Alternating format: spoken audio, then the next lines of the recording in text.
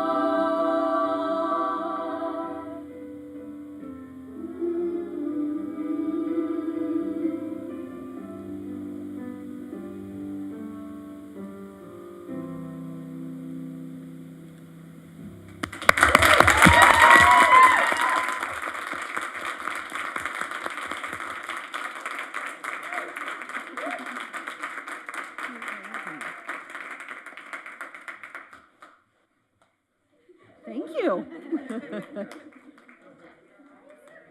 Good job. Thank you. Whatever you want to do. Hello, everyone. James and the Giant Peach will be this weekend, Friday, Saturday, and Sunday. Friday night is sold out, but tickets are available online or at the clubhouse. Thank you so much.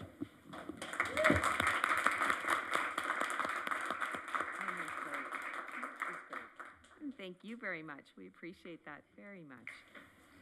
All right, now we're going to move on to public communication related to city business only. We're going to have how many people do we have? Okay, so we will do a 5-minute limit per person, 30-minute total limit. And again, it's, all comments are welcome. The Brown Act does not allow any action that's not on an item that's not on the agenda. So do we have any public comment? Kelly Williams.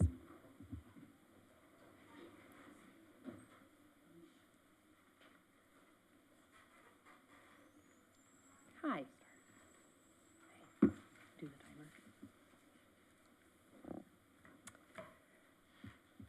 Dear esteemed members of the Park and Recs Committee, thank you very much for the opportunity to speak to you this evening. My name is Kelly Williams. I'm a 16-year resident and homeowner in El Segundo, and I have 2 children in El Segundo schools. My daughter, Zoe, did not perform tonight, but she is one of the actors that will be in James and the Giant Peach, and she's been with El Segundo Youth Drama for 2.5 years. The El Segundo Youth Drama is an incredible collaborative community, and our entire family is involved. When we count the numbers of just the actors that participate, it greatly outweighs the multiple parents, even siblings. My son is much happier on the baseball field, but he also volunteers with El Segundo Youth Drama, and it really is a family affair, and we found an incredible community within the youth drama. I'm here, though, to speak as an arts professional. I have been working in the artistic field for 28 years, and I'm currently the director of youth and K-12 programs at the Lucas Museum of Narrative Art, which is under construction in Exposition Park. In my role, I spend a great deal of time traveling across Los Angeles to observe and evaluate arts programs, both in school and out of school. And in that time, I've realized that we are very, very lucky to live in El Segundo because the in-school arts offerings in our town are absolutely incredible, thanks to the great work of the Ed Foundation, the PTA, the parents, all of you. It's really wonderful, and it's not really seen across Los Angeles. However, out-of-school arts offerings are at a minimum in our town, and in fact, if looking at the fall schedule, there are 241 opportunities to participate in sports, fitness, or aquatics. This does not count the thousands of additional opportunities to rent a lane at the pool, or play on the pickleball court, which I love to do, or play on the tennis courts. If we counted all those, it would really be thousands of opportunities to participate in those types of events. On the other hand, there are only 19 opportunities to participate in arts events, and that is for 2-year-olds to seniors. This includes cooking, drawing, dance, sewing, art lab, and the biggest and most effective program, which is the drama program. I'd like to spend some time addressing the importance of out-of-school arts education for young people. If you participate in out-of-school sequential arts education, as a young person, you are 5 times less likely to drop out of school. You are 4 times more likely to be recognized for academic achievement and receive a bachelor's degree. And you are 30% more likely to pursue a professional career. This is especially important in California, where the creative economy builds 2.7 million jobs. And that is no better witness than in the El Segundo Youth Drama program, because 3 of the members of the crew are El Segundo Youth Drama graduates. And not only do they do their roles as costume director, technical director, and choreography, but they also teach the younger students how to fulfill those roles and go into those fields. So it really is an incredible pathway program for our youth. According to the Wallace Foundation, in a 2023 report called Setting the Stage, there are 3 key elements to a successful after-school program. You need to employ professional teaching artists, and we have that, they're amazing. You need to provide current high-quality equipment, and you need to create a dedicated art space that inspire the youth. If the costume closet is taken away from the El Segundo Youth Drama Program and production staff, you will be eliminating 2 of those 3 key elements in an after-school arts program. You will no longer have high-quality equipment, nor will there be a safe, dedicated space in which to work with said equipment. The location of the costume closet is critical as a safe space for students that visit it multiple times during a production season, and the breadth of costumes and props used in the productions is a key aspect of El Segundo Youth Drama. I would like to invite the entire committee, including Ms. Mancini herself, to the production this weekend so you can see so for yourself. Lastly, there is a very important commitment we need to make to costume and prop storage. In my role at the Lucas Museum of Narrative Art, I work closely with collections management, and we manage thousands of costumes. As you can imagine, it's things like Princess Leia's bikini and 32 versions of Indiana Jones' hat, but these are fabric items just like the ones we use. I've learned several details of how these costumes are maintained, and the current plan to move the costumes into a sunlit room without any Ms. Williams, conversation. your time is up. Thank you. We hope to work collaboratively with the board and with Ms. Mancini as opposed to being mandated, and we would like transparent budgeting processes. Thank you. Do we have any? Can you call the next? Enid Cortez. Good evening. My name is Enid. I am a resident and mom of 2 small kiddos who both participate in many programs at Rec Park. My 6-year-old this year was finally old enough to be in the program, the drama program, and she was so excited. She had the time of her life. She was in 3 shows and is already practicing her songs for next year, so she had the time of her life. I'm here to speak on behalf of the storage closet removal. I also have an extensive background in youth programming, specifically in the performing arts. I've worked with many nonprofits, art programs all over New York City. I helped launch a Pay What You Can program at a number of schools in Manhattan. Here in LA, I worked at a youth center in South Central in their dance department, working to expand that program, and implemented their first ever theater class, which has now become a thriving department of its own. So I'm super passionate about these programs and the performing arts specifically, but after school programs and making them accessible. When I heard that ESYD might lose its costume closet, I was heartbroken. I mean, did you see the costumes? Those kids look amazing. It might not seem like a big deal to just move our stuff somewhere else, but our stuff isn't just signage and tables. It is 40 years of gorgeous costumes and props that have been carefully cared for and therefore reusable for many, many shows that are all so different. So simply relocating these things would be devastating to the program. The fact that ESYD has had the space available to them is what's allowed for the program to thrive. Despite budget cuts and time constraints, they've done amazing work for the kids and the community, and it's in large part, if not entirely, because they don't have to worry about building out shows from the ground up every single time. They have an extraordinary team of designers who can look at the stuff we've had for years and reinvent it into something new, and fresh and exciting, and therefore funds can be allocated to other things to help continue to run the ship smoothly. If you relocate it to just wherever, temperature changes, critters, rogue students who see these fun costumes and just want to go in there and play with it, all can damage the materials and spaces that are too tight. If we allow the potential for these things to become unusable in the future, ESYD is, or if ESYD is forced to get rid of them, it really could devastate what is really, some would say, the best part of, I mean, it is what puts on a show. If we want to be totally honest, the costumes and props are why the kids want to do the shows in the first place. It's the fun part. The community wants to pay for tickets to watch the sparkly shows. The kids join to put on the costumes and play with the props and do the shows, and then they stay and return over and over again and return as adults to mentor the next generation because they build close-knit friendships and they gain confidence and they find a sense of belonging. I know, I've seen it. I was a theater kid. I'm a theater mom now, and it's the best. It really is a special program. So if you value the community programming and making the performing arts accessible for this community specifically, then I pray that you will rethink the removal of the costume closet to find a new solution, something that will work for everyone and not risk us losing the wonderful things that they've built so far. That's all. Thank you. Thank you.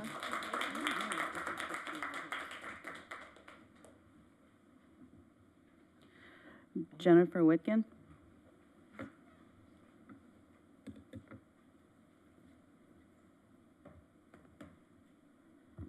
Good evening, and thank you for having me. My daughter Savannah is also in the James and the Giant Peach performance this weekend, and my entire family volunteers as well, including my 8-year-old and 4-year-old sons who help build props and clean up after each production. I am here tonight regarding the El Segundo Youth Drama's costume and props storage area, known as The Closet, currently located in El Segundo's clubhouse. First of all, this closet is more than just a storage facility. It is a place of magic, where one person may view the contents as nothing more than old clothes or props. A creative mind would see a Tin Man in The Wizard of Oz, a Von Trapp singer in The Sound of Music, or a shopkeeper in The Beauty and the Beast. The drama program works on a very small budget and has to make costumes for 20 to 40 children in every production. We have constantly worked within the ever-shrinking budget and inflation prices to put on a great performance. The only way this happens is through the magic of the costumes and props in that closet. All the clothes stored in that closet have been carefully collected, organized, and preserved for future productions. Costumes have been donated, recycled, and mended many times to fit young children to teenagers. Costumes and props should be stored in a climate-controlled environment, away from direct light, pests, and other potential hazards, which is lacking in the alternate locations that have been provided. Our costume and props are hung up and sorted by type and material. This makes retrieval easier and prevents tangling and crushing of delicate material. I attended last night's city council meeting where it seemed that the members were very concerned that there was not enough foresight into storage for all park and rec programs, even though they are spending millions of dollars to renovate many of your buildings. They encouraged Park and Rec to work to fit to everyone's needs. You are not working with our needs, but appear to be bluntly ignoring our need for safe and adequate storage. It feels to the drama department that your lack of preparedness of renovating the checkout building's bathrooms would cost your department lost storage space. Therefore, you are forcing us to lose our storage. We have been in this clubhouse for many, many, many years and have been able to work with ongoing park and rec programs to share the space. All the programs run out of the clubhouse have different size classes and storage needs. This has never been a problem until this summer. I respectfully request that your department analyze all the materials and items currently located in the clubhouse and the materials and items you wish to store in our current closet and determine how each item needs to be preserved or stored properly to preserve the integrity and value of every item. Thank you.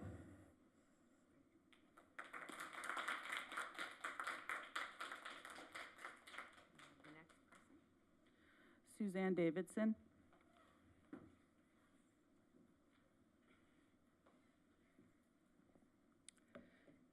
Good evening. My name is Susanna Davidson, and I used to be one of the boosters. And I came here tonight to show the support for El Segundo Youth Drama.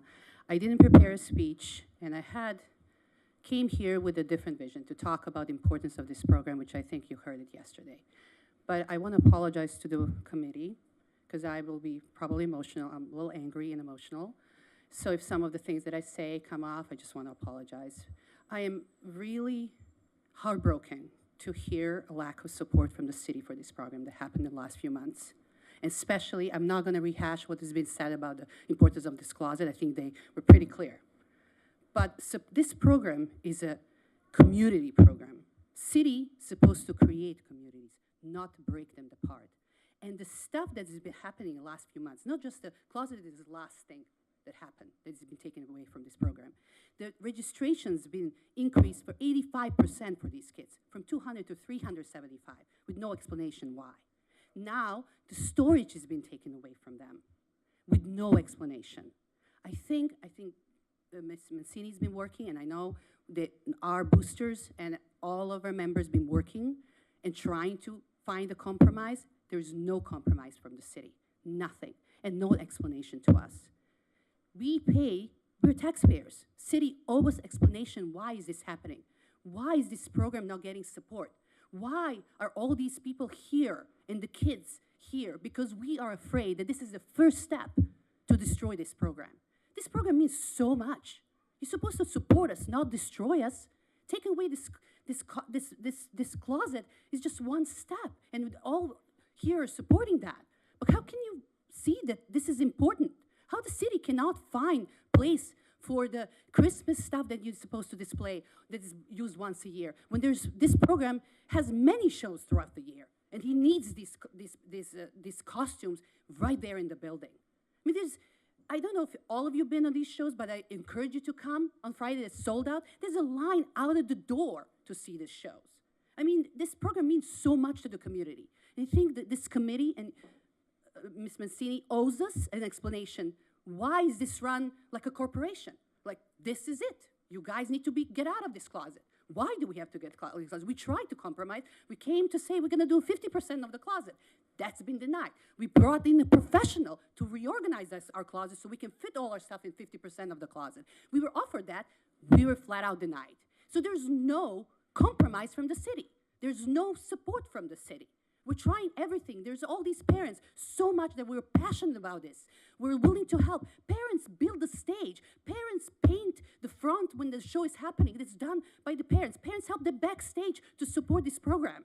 This program is being run not just with the city, but the support of the families. And it's not just about the kids in the program. It's about all these families and grandparents who come to see them this amazing costume. My daughter was Elsa. I mean, her costume was amazing.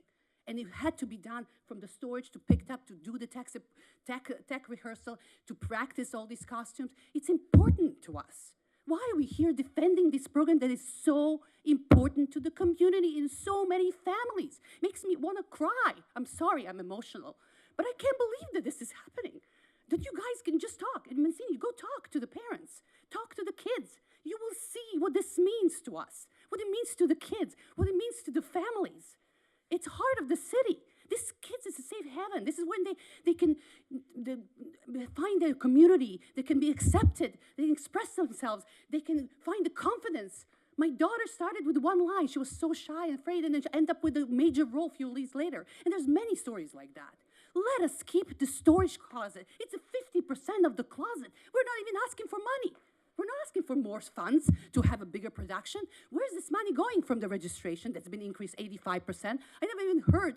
I don't even understand that. So many families can't afford this program now because it's $375 versus $200 that was in the summer. Tickets been increased from $8 to $15. So this money is going somewhere. It's not going to our program. Why can we keep the storage? I mean, it's a 50% of the storage we're fighting here for. Not more money for the costumes, the bigger productions. We build our stage. Parents build the stage. So please, please, let us keep 50% of the closet. We want to work with you. We work with you. But show us something from the city, some kind of support, some kind of collaboration, something. So we can keep going so the kids can have these amazing shows to continue. Thank you.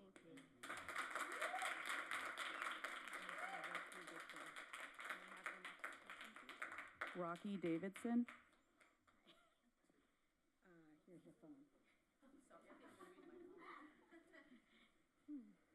Hi, I'm Rocky Davidson, parent to twin 13-year-old girls, Betty and Alexandra. You saw my daughter, she's Spider for James and the Giant Peach this weekend.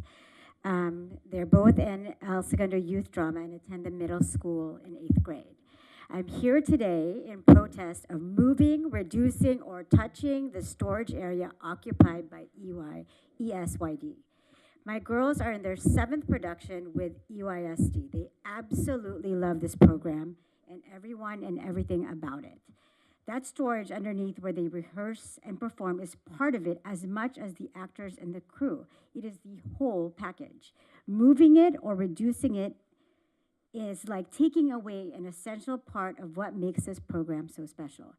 I am new to El Segundo. I did not want to move here, mostly in part because from a non-resident point of view, El Segundo imparts a bit of a hegemony vibe, and coming from a diverse LAUSD educational community, I felt diversity and spirit lacking here.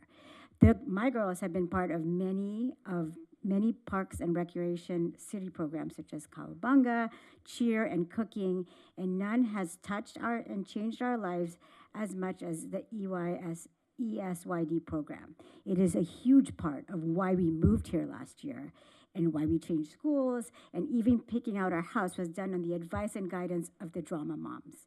My girls only hang out with their drama friends. This program and all the things such as the costumes, the props, the sets, the storage, and all these items all make up why everyone who's involved will 100% tell you how incredible this program is as a whole. For the kids, the fact that the storage and the props and the costumes are right there provides them with a sense of security, peace, and happiness that everything they need is within reach and is kept at an organized and good condition. For me, I feel strongly that I found a caring, engaged, and extremely passionate community in EYSD, and found that the diversity and soul and spirit that I didn't know when I was an outsider. The space the whole program occupies is essential to keeping what makes this program so special. And it also feels like we're being targeted, as Ms. Davidson said right before me. First, the raise of the cost of the fees and the ticket prices for the performances have gone up, and now taking our beloved storage. Please, if you would like to improve the lives of our ESYD community, our program needs more, not less. Our wonderful leaders, Natalie and Christina, already do so much, and with the minuscule budget and the parents fundraise and source for our kids to continue to grow in EYSD. Please consider increasing our resources, not taking away from a thriving, happy family of theater lovers. Thank you. Thank you. Pete Browning.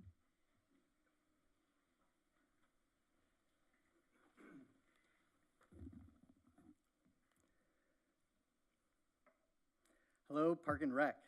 My name is Pete Browning, and I have a 12-year-old daughter participating in the wonderful El Segundo Youth Drama Program, which is part of our wonderful Parks and Rec department. Last night, my wife sent a letter to the City Council regarding the storage space that we're talking about for El Segundo Drama. She received a response back from Councilmember Garreau saying, and I quote, "Currently, El Segundo Youth Drama is taking up 90% of the storage space, and this is not fair to other programs." Not fair to other programs. You know what? I understand this statement, and I truly hope that the department can work collaboratively with the youth drama and come up with a solution to meet all the needs. But let me tell you what else is also not fair. For the final show of the 2024, the youth drama registration fees increased 50%, and the ticket sales increased by 20%. Yet the drama budget for this show increased by 0%. To me, that's not fair. On the topic of ticket sales, I can't think of another Park and Rec program where I have to buy tickets to see a performance. I don't have to buy tickets to see my son play basketball in the El Segundo youth basketball games. To me, that's not fair. Now, one would think that these ticket sales would go right back into the drama budget, or maybe even to the clubhouse, right? Wrong. 100% of the youth drama ticket sales roll up into the general fund. The general fund for the entire city. To me, that's not fair. Then that revenue actually turns around and trickles right back down to the clubhouse and youth drama at a rate of less than 0.5%. The city is relying on $16,000 in youth drama ticket sales for the general fund, according to the fiscal year 2024-25 budget, and turns around and gives out of that $16,000, turns around and hands back less than $85 to all programs in the clubhouse, of which drama is just one of those many programs. To me, that's not fair. I respectfully ask this department to consider all the facts and data when making a decision on what is fair to all programs within our fantastic Parks and Rec department. And again, I truly hope that the department can work collaboratively with the youth drama to come up with a storage solution that meets all of our needs. Thank you for your time. Thank you.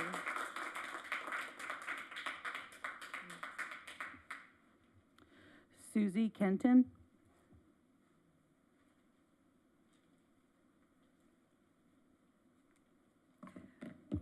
Hello. Once again, hello. Thank you for this opportunity to speak. I am a 31-year resident of El Segundo, and am raising 2 children. One of my children was the earthworm tonight. I'm here to talk to you about the El Segundo Youth Drama Program as a parent, a volunteer, a booster, and a board member. El Segundo Youth Drama has been framed as a contract-only program that only services a small group instead of the El Segundo community at large. Sorry for being emotional. That is wrong. El Segundo Youth Drama is a city program, full stop. Even though some are trying really hard to categorize this as a contractor-only program. It was a city program before I lived here, and it has deep roots in the El Segundo community.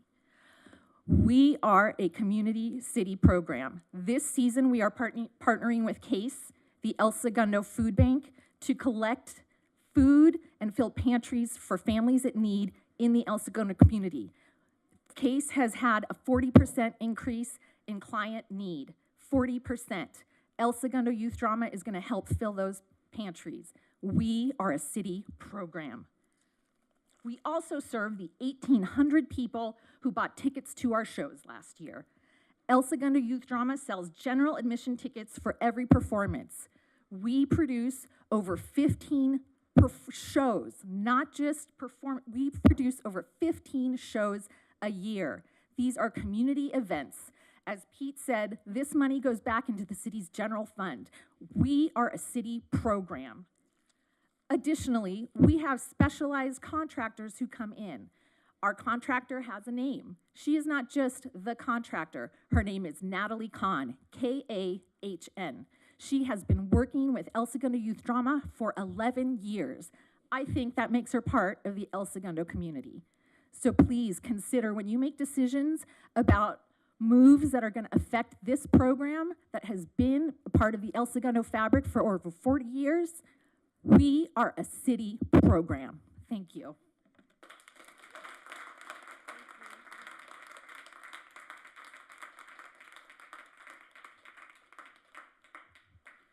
Maria Raphael.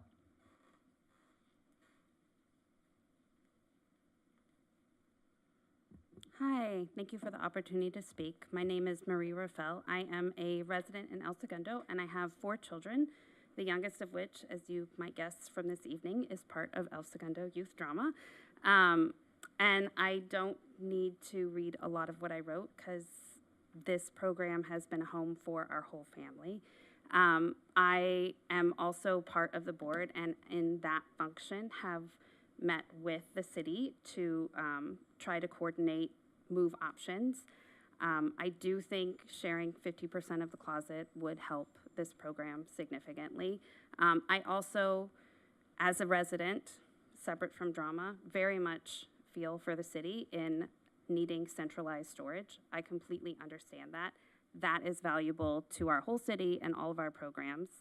And I notice there are a lot of boards out here for different projects, and I also want to really stress for this council in developing any investment in city changes or growth that we really consider storage for our Parks and Recs programs and employees, because we don't want to be in a situation where we're facing austerity cuts for all of our long-standing programs. You can see that these are values to the city. And it saddens me that that's the situation that we've been put in right now. I understand the city's perspective, and I also understand how this will substantively change a program that has been part of this city and part of this community for decades. And I hope outlast all of our tenures here involved in the program and in the committee and with Parks and Rec. This program has staying power. People come back to it. It's multi-generational. It adds tremendous value. It is, I wish more of my children were part of it because I have a very shy 12-year-old who comes to help volunteer because it just feels like such a safe, welcoming space. She comes to help sew costumes on work days. So I think it's, you can tell that there is community support and great love for this program and great sadness over changing the way that it operates and also a great desire for our Parks and Rec program to all have a space that they need to be strong and continue to serve this community. Thank you. Thank you.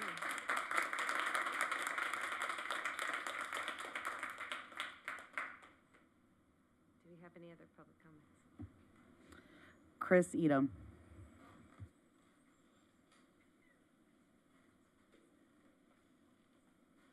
Chris Edom, El Segundo resident. I'm not here with drama. That's super, a lot to unpack.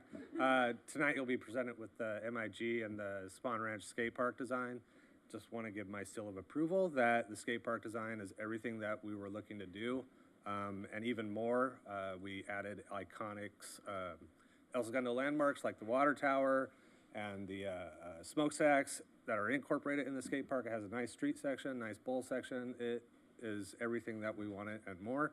So, seal of approval. After 7.5 years going up to these city council meetings, things are happening. Thank you. Thank you. Vice Chairperson, we don't have any more speakers. Okay. And that I think exceeds our 30 minutes anyway. So I'm going to close, with that, I'm going to close public communications. Thank you all for coming and for giving your, speaking to us and sharing your perspectives. While we don't have any item related to costume closet on the agenda, I did want to ask if Director Mancini wanted to address this group. Yes. Thank you, Vice Chair Watson. So thank you to all of you for showing up, especially the kids. I think it's great that you're here and involved in seeing and witnessing how public government works and how it's important to have the community and the city working together. As many of these folks know, I've exchanged emails all week with several of them. My own child was in drama from 4 to 13. Was in tons of shows. I was a volunteer. I absolutely agree that there's a ton of value in an arts program. I've given my life to serving community and youth. It's something I'm very passionate about. So I want to assure everybody here that this isn't a decision that I'm making emotionally. We are facing some storage challenges. I think we have been probably for years. And as someone mentioned, as we are building new facilities or updating facilities, that's certainly one of the things that we're taking into consideration. We did so with the Teen Center renovation. I'm sure once we are able to get to the clubhouse and Joslin Center, we will make the same, we will make the same priority to make sure that we have space for things. As an update, I did meet with the contractor, Natalie Kahn, today, this afternoon, about 4 o'clock over at the clubhouse. There were several boosters. As a matter of fact, several of the women that I met with earlier were here this evening and providing comment and provided some new information. But we are working with the team to find solutions for the challenge that we're in, which is a lack of space. I think that we came up with some good solutions today. I felt like there was pretty good consensus at the end of the meeting. And what I explained to the folks at the meeting was once we have everything ironed out, I will send out an email to all of the parents, all of the participants in the program, and let them know what the plan is. We certainly aren't going to move precious materials into any location where they're going to be damaged or exposed to the elements. We're going to work with drama to make sure those items are stored in an indoor facility, and some of the other less used props or more sturdy props that we can move over to the handball courts. Then we're going to do that, work with them. Staff have also made themselves available for any show. we will be willing to help both things over. So we're really hoping this is a collaborative effort. That's been the intention all along, and then I'll keep the commission posted on that. There were several comments about fees and ticket prices, the registration fees. So the drama program is actually one of our heavily subsidized programs in the department. So one of the things that the city council has asked is that we start looking at ways of closing subsidies in all of our programs. So whether it's incremental cost fee increases or reductions in expenditures. So this is a program that was brought to the city council for consideration, and they approved the additional fees. So these are things that, these are council approved decisions that we brought to them when we initiated the budget process last year. And that included, we did a lot of research about other performing arts companies and what those fees were. However, on that note, I did want to let everybody here know that I am working on a much more comprehensive deep dive into the program. And the way that it is operating is a little different than most of our other programs. So we need to take a look at that and just see what makes the most sense moving forward. So that report will come to the commission first, hopefully in December or January, and then once it comes to you all, it will go to the council, and I will provide recommendations on the program. Okay, thank you, Director Mancini. Thank you. And if the rest of the commission wants to talk about or make comments about this in your own reports, then we can do that. Correct. And potentially even recommend further action at that point. Okay, so I'm moving on to the consent calendar, and the first one is the minutes from the October 16th meeting. I wondered if we have a recommendation to approve those minutes. So moved. Do I have a second? Second. All in favor? Aye. That's 4-0. All right, second, I see nothing else on the consent calendar. Next thing is unfinished business, and it looks like we have an employee spotlight. We have Charlize Contreras is our spotlight for tonight. Director Mancini, would you like to do the honors? Yes, so I'll turn back. Actually, I'd like to invite Senior Librarian Christina Cora Beckman to come up and introduce our employee spotlight. So come on up. Good evening, everyone. Thank you for having us here tonight. Charlize has been one of my employees at the library and a valued team member for a little over a year now, but she also helped out all of the library department divisions, from circulation to the Adult and Teen Center and the Youth Center for 7 months beforehand when we were very short-staffed. So we've known her for a long time, and we're really excited that to recognize her tonight. So in particular, in her role, Charlize assists customers, designs flyers, organizes orders, processes new books, and compiles youth programming stats. She's also trained to cover at multiple school locations, researched various projects, and assisted with many collection-related projects.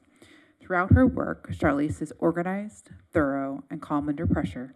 She's also adaptable, flexible, and a valued team member that provides excellent customer service to staff in the community. We are delighted to recognize Charlize for her contributions and thank her very much for her ongoing efforts. So, thank you, Charlize. Come on up. Happy to have you on our team. Come on up. Hello, I'm Charlize. I just want to say it's an honor. I'm very grateful that I'm being recognized, and I'm also very happy to help out in whatever way I can. Thank you. Congratulations. Thank you. Do we have a certificate? Come on. We're gonna get a pic. Can we do the photo? Thank you. Thanks, Charlize. Congratulations. Thank you.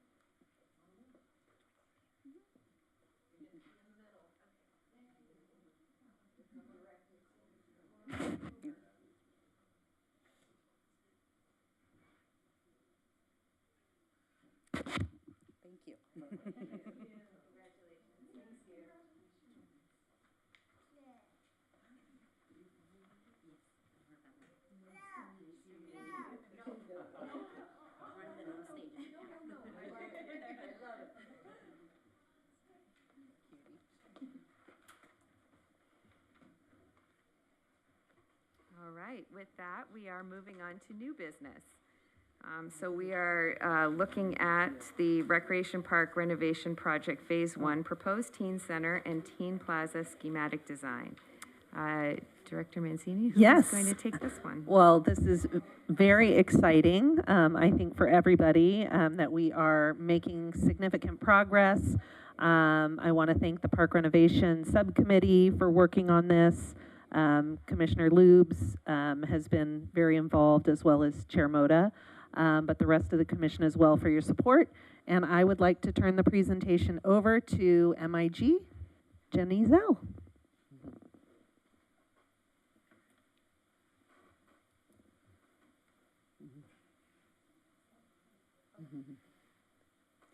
Thanks, Allie. Yes. Thank you.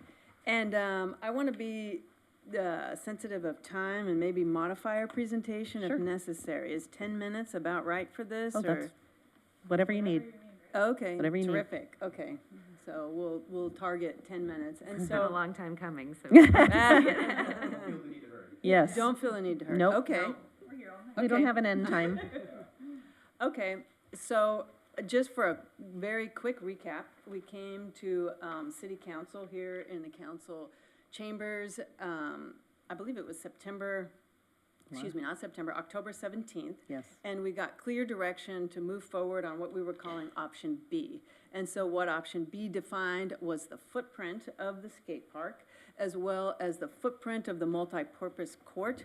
And it also provided clear direction on where we're going to move forward with different arrangements of a couple of aspects, which we'll get into further in the development here. But that's what you see here is option 2, and we took that feedback and then we prepared for our workshop that we held. That's on October 24th. And what we did for that workshop is we prepared a presentation. Many of the boards are here. Linnea brought them with her, slugged them along. And many of those slides are also in this presentation that you have with you as well. And so we brought boards. We have a model that the architecture team put together in the back that provided some visuals and interaction with at this workshop meeting. And the attendees also got a questionnaire. And so it was a pretty detailed questionnaire. We got feedback and prioritization of a lot of different features. And so we took that feedback and we incorporated it into the skate park design, the plaza design as well. And we also took that feedback for the teen center.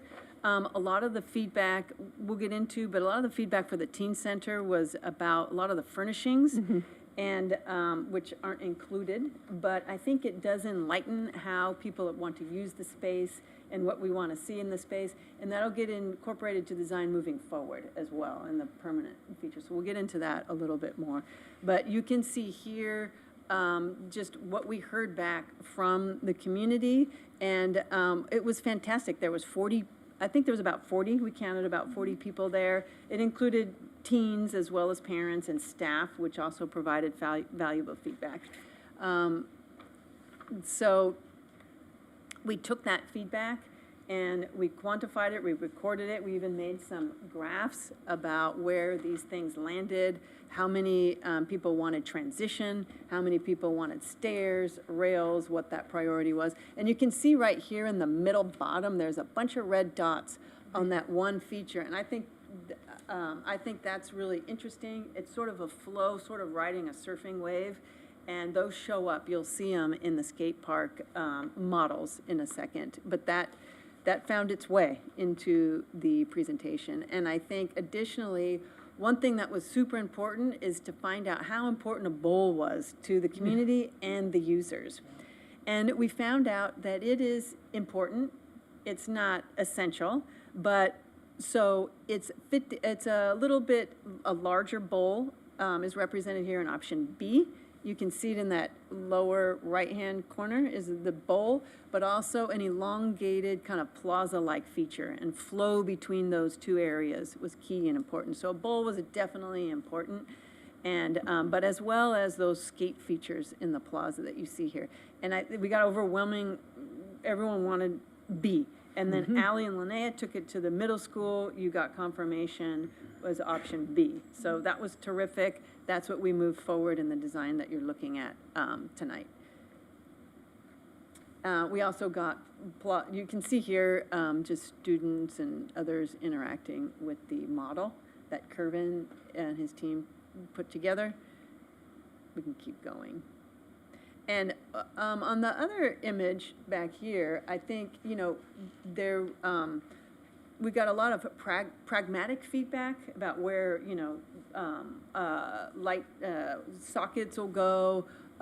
We know we need open shelving. We know we need durable materials, better acoustics.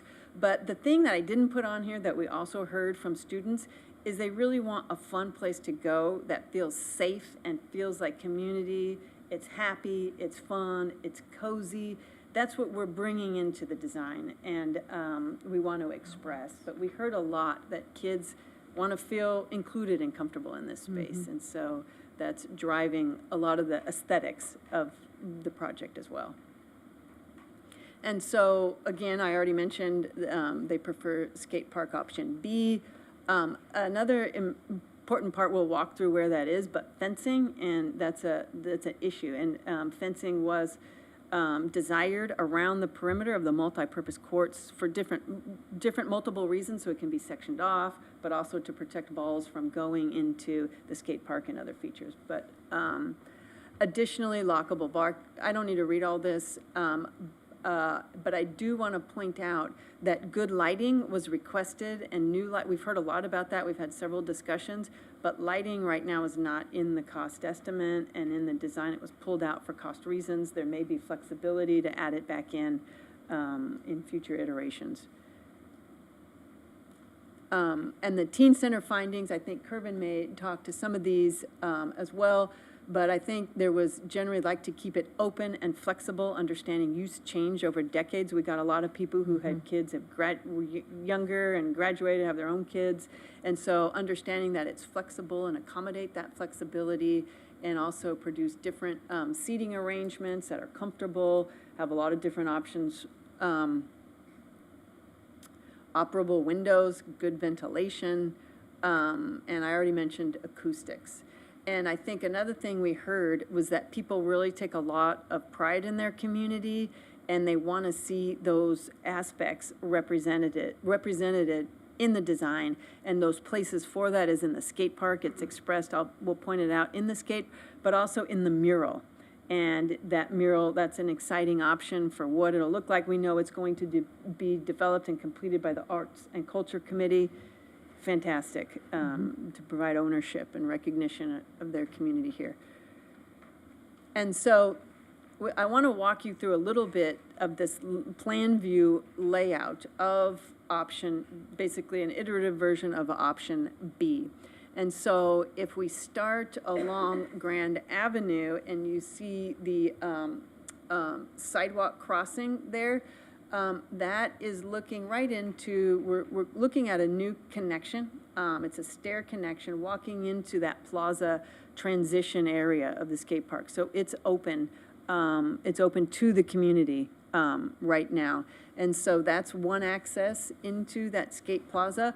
But importantly, if you look to the right, there is a ADA accessible route that happens, a series of ramps and landings leading down into the plaza, as well as into getting to that floor elevation of the teen center building. And additionally, coming from a car, there is one ADA, van accessible ADA spot there with access, and then also ramp access from that spot. There is bike parking, lockable bike parking that's outside of the park itself. That's a great exchange of space and drop-off area. And then, of course, it maintains a drop-off. It's a little narrow, but it maintains drop-off. They're parallel to Grand Avenue within the site. And so what maybe you don't see in plan is that there is the design for a low fence, a 42-inch fence around the perimeter of the skate park with an opening that's not a gate, at the entrance, but then a lockable enclosure 8-foot transition into fencing that's going around the multi-purpose court, that blue area there as well. And we can look into more details of this if you like, but let's keep going. And then our civil engineer is, again, looking at grading and some of these ramps and connections. We can look into that if you'd like, but I think the main point here is an ADA spot, get into the building efficiently, which is a little tricky, a little bit of a puzzle here to do at this entrance. One thing I want to point out that, could you forward it? Okay, yeah. I think one thing to point out is if you look at the top of the slide where the double doors are, that's going into the teen center itself. What we want to achieve here is still a good flow from inside the teen center into the skate plaza as well as the multipurpose court. So we're adjusting grades. That's why it's important to modify the pavement that's existing now at the multipurpose court, because it'll allow us to make that open connection and keep the same grade. It's about, I think it's 115.5 or 115.85, but just keep a grade from those two doors and flowing into that area, both of those areas, and maybe fencing. Right now, the idea is for a big rolling gate, like a 20-foot rolling gate to keep it open. So that's what I wanted to point out here, is keep a flow between those doors. Can I ask Yes. a question Yep. about the previous? Yes. So the underneath where you say concrete landing, Yes. is that a feature directly below that, or is that walkway? That is a feature. It is a feature. Yeah. So then just, I'm trying to You'll understand see. the walkway across the crosswalk. What is the access point if you would walk around to the right? That one? You cross the crosswalk. Oh, you cross the crosswalk, you could step down into the skate park. It doesn't. Good, thank you. To the right of the. Okay, so across the crosswalk, this right here is stairway into the plaza. Yep. Then another access here is a walkway and a ramp, basically getting right into the building this way. This is all open, this is all sort of a similar grade, so flow this way, flow out of the building this way onto the. So, yeah, I guess I just don't quite understand the light gray around that corner. Is this? Show 'em where. I just want to make sure I get, is this sidewalk here, or are you lacking sidewalk on that corner? Is that still a walkable corner? Yes, so this here, I'm trying to understand if kids are forced to go through the Parking skate park lot? to get Oh, to the through skate park. to get to the teen center, or if there's an easily accessible post-crosswalk way of going through to the teen center and not getting yourself in traffic. That's what I'm asking. Understood. Okay, so, this is an existing, that's a good question, because, or a good point, because right now, this is existing sidewalk, that Yep. existing sidewalk is to remain. And so this little bit here is not in the path of travel, but it's close, Well, my expectation is it would be the path of travel because a lot of people aren't going into the skate park, nor do they want to walk through a skate park with active Correct. skateboarding. This is where people coming from the street, they're gonna be entering. That's the through, primary, Still yeah. through the, parking lot, Yeah. essentially. Yeah. For about 4 or 5 feet Yeah. before it becomes a ramp. What's the green stuff? Planting. Yeah, so you understand what how I it looks like there's understand, not a yeah. pathway. It looks like there's not, but there really would be, because you'd be because there's no traffic at that point, right? Correct. Okay. If you So it's progress it to- parking lot, but there's no because the traffic would go out before. Yes, if you progress it to the civil drawings. Yeah. It shows the curb cut. So, see this little V, the V right here? Yeah. That's the curb cut. This is where, a car is going to go. This is a sidewalk to remain, and you're gonna walk this way. You're not gonna be in. Anyways, okay, it just happens to be asphalt. That's why it's a darker gray. Correct. Okay. Um, It's we- still level and everything like that. No stairs on that entrance, just that. Correct. Right. There's not space for it. Correct. Correct. Yeah. Okay. But yeah, I understand what you're asking. Okay. Cool. Yeah. Okay. Yeah, go ahead. Save my questions, or No, go ahead, Dave. Yeah, whatever. Staffing wise, do we want kids to enter directly into the skate park, or don't they need to, do we have a separate staff member who monitors the skate park versus the teen center? Because I would think that, what's the purpose of a gate from Grand into the skate park if you can't just go and start skating right away? You have to go check in and do your thing, right? So currently, we do not monitor the skate park. So then that's why it stays open 24/7. So the gate is open in between just during operating hours of the teen center. That's why the gate down below is open. Now the entrance is similar to probably where that start of that sidewalk is where you access the teen center or the skate park currently. And the plan is to continue to have the skate park be open 24/7? Yes. Accessible, just like, It's accessible, yes. We don't have Public park. open Oh, or wow. closed, so they're I not, know. because we were finding that they were just hopping the fence to get in. yeah, and that anyway, changes so. my fence question then, because I was 42-inch fence isn't gonna keep Yeah, anybody out. correct. You're not trying to. Right. It's Got it. open. Thank you. Okay. There is a drawing that we looked at the beginning that sort of illustrates that connection. If you want to go back, I don't know. No, I think it's fine. And unless anybody has any other questions? No? Okay. Okay. We can keep moving. Yeah. Okay. Okay, so we'll keep going. And these are, some of the materials right now, they're getting priced by our cost estimator exactly. But a low fence at the perimeter, one suggestion is, kind of expanded mesh that's coated with like a blue that's, looks like the water tower. And different type of signage that announces it. And I think one of those features that we all like is making, when you go up the hill and you see the skate park and announcing, have some sort of signage and make it look welcoming rather than a kind of caged-in activity. So that is breaking that kind of feel.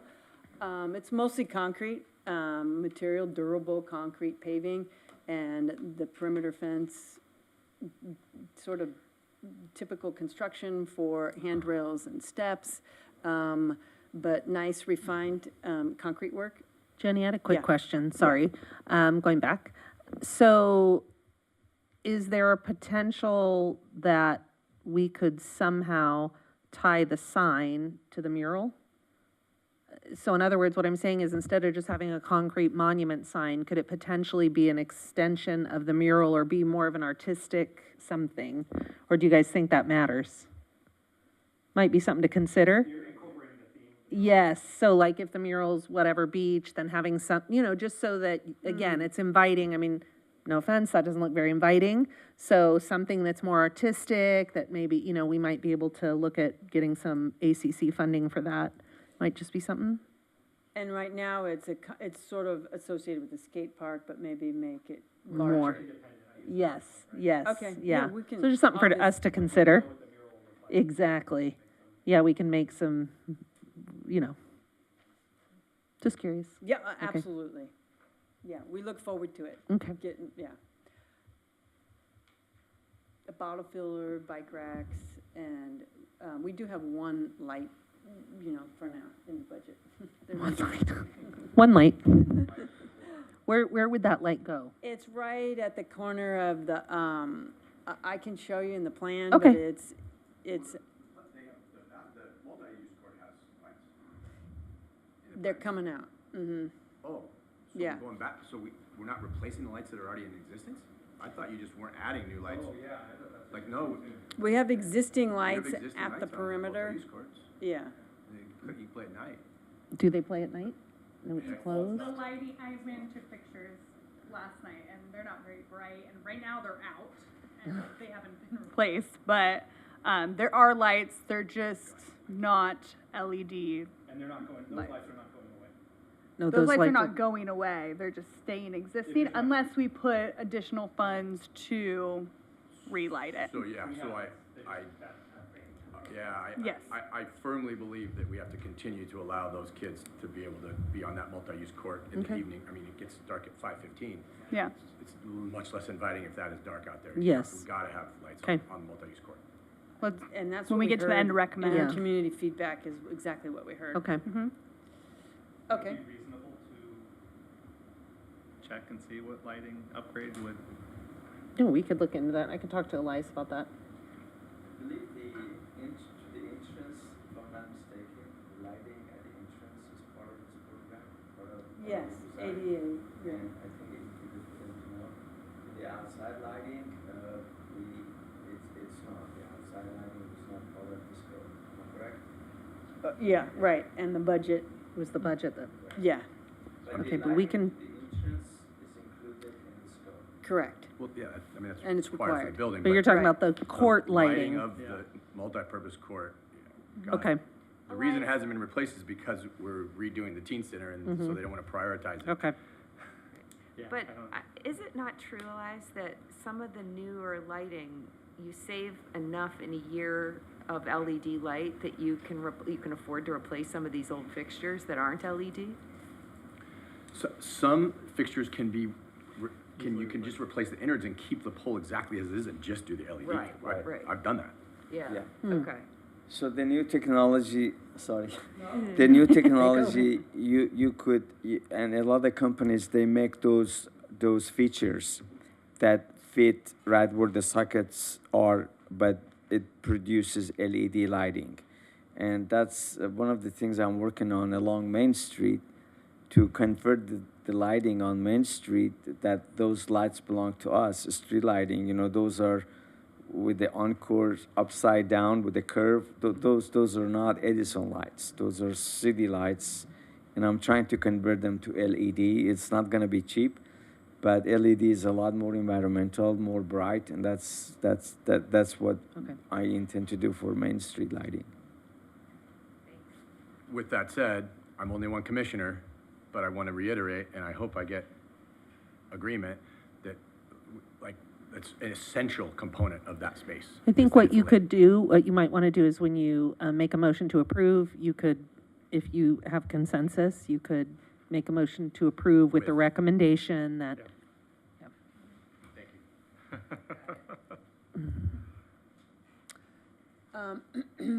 So as we've discussed before, we got a lot of feedback, and, I was just on the phone with Aaron, I don't know, an hour ago. And one thing that we do want to express, that there was a lot of asks from the community of, rails, different types of features, and we got them in there. We got them in there. We got a wide variety so that beginners can use this space as well as advanced users. And I would say the proportion of people, they self-rated themselves, is mostly advanced. The second is intermediate, and there are some beginners. Most of the respondents are skateboarders, but there's also scooter riders, and a little bit of others, but those are the predominant uses for skate park. And so there is a flow of features that you can see around this perimeter, which is really desirable, this continuity of flow. This is a hip, which is a really cool feature. With the skate park, this white kind of brick-like perimeter you see is pool coping. That's a way of doing another type of trick. Or, yeah. Yeah. And so there's a lot of variety within this space that provides a lot of different experiences that can be had for the users and what they're looking for now. And then we do have, if you could progress it, there are some views. So this is looking north. This is the northeast view of the skate park, and this is a feature that is the water tower. It's kind of mimicking the water tower, but it's also a skatable Love it. feature. So Yeah, it's a skatable feature, and that's what we were extracting on the signage out front, but we can absolutely incorporate it, and that can evolve. And then, so that's this lower kind of area flow. Another really important ask is for these handrails and stairs, and there's different types of handrails. There's square tube and round, square tube and round tube, which is cool, and different features for different users here. And then along this bowl here, that's that kind of surf wave-like feature. Along here, there's also this other feature happening here and here. And then these are representative, reference to the smokestacks as well, and that's another feature that is within the skate park. And we have a couple other views. So one thing I wanted to point out, getting back, Mark, to your question here, this is the access point from the stair. Okay. Yep. This is the view looking southeast. You get a little bit of a different perspective. And one thing that is still evolving as we we battle for inches in a way to keep that flow. This is where we're looking to keep that flow into the building and also provide this grade separation and transition here between the court and a little bit of area for spectating. We thought spectating was going to be more important, but it was rated a little lower. They rather have activities and features packed in there and spectating out in the perimeter. So we adjusted that. Is that just a curb then? This is, yeah, it's a low curb, but it could be up to a seat wall where you can sit and get a view there. There's a couple other platforms area where I talked to Aaron, he said we may be able to add like a bench here, possibly a couple of benches incorporated. On that curb that you're just mentioning there, Yes. Jenny, on the other side of it, the part that's currently white, but is where the sport court's gonna go, no, the Oh, this long one, curb. Yeah, is there seating on that, on the other side? This side, no. No, I mean on the other side of that curb. No. I think that's sport court. There's fence, yeah? In the diagram, That's there abutting is. the fence? In the diagram, there was a seating wall. Yeah. Last one. This is a seat wall here. There is more, but it's in that triangular space. Oh, I see what you're saying, Yeah. okay. It's Wait. too tight right here to have someone sit for basketball. Okay. There's gonna be Okay. a lot of activity pushed right up against So the there. seating will go on, so there is no seating in here except if we install benches? You can sit here. How- Right how now, high is that? That's a seat wall 18 inches high, 17, 18 inches high. Like this-ish? Yeah, like just like seat level. Okay, but not like parents or whatever, they'd have to go onto a bench somewhere? Yes. Okay. But one thing to add, there in that planting area, which right now is just shown as green, another suggestion is let's get some benches there. Okay. That's safer. That's a Where is little that bit- on here? Basically, you'll Got be it, sitting okay. here, and you could be sitting. So we could put benches there, seating Yes. area? There are benches there now as Okay, well. okay. Yeah, we added those, okay. On this one, Yeah. at the beginning, I thought that yellow thing was the sitting wall. It is Not- it is a seat wall and retaining wall. It right now it's pretty narrow. We got to get the fence in between there. So What is the square footage of the new skate park? the new square footage, 7,090 square feet. It's the That's same- current? Yeah, it's the same square footage of the skate park as in option B here. But we Oh, approved. you're saying what it is now? Yeah, no, this is bigger than the current one because we approved option B, which allowed for the expansion of it by 400 and some Yes, feet. yes. Remember that whole conversation? Yes. So did this end up not being expanded? It's expanded by that 420 square feet, yes.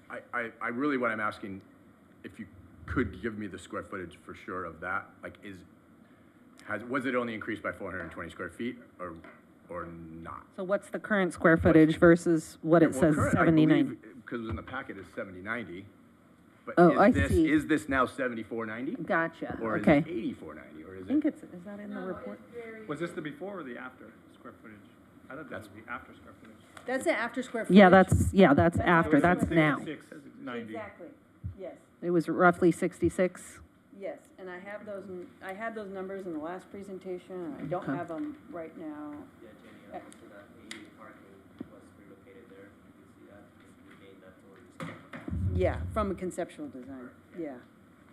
I'll get you I have to follow up and get you those That'd be exact great. numbers. Just But it's before and approximately like after. 420 square feet, okay. If you could confirm, that'd be Yeah, great. I will.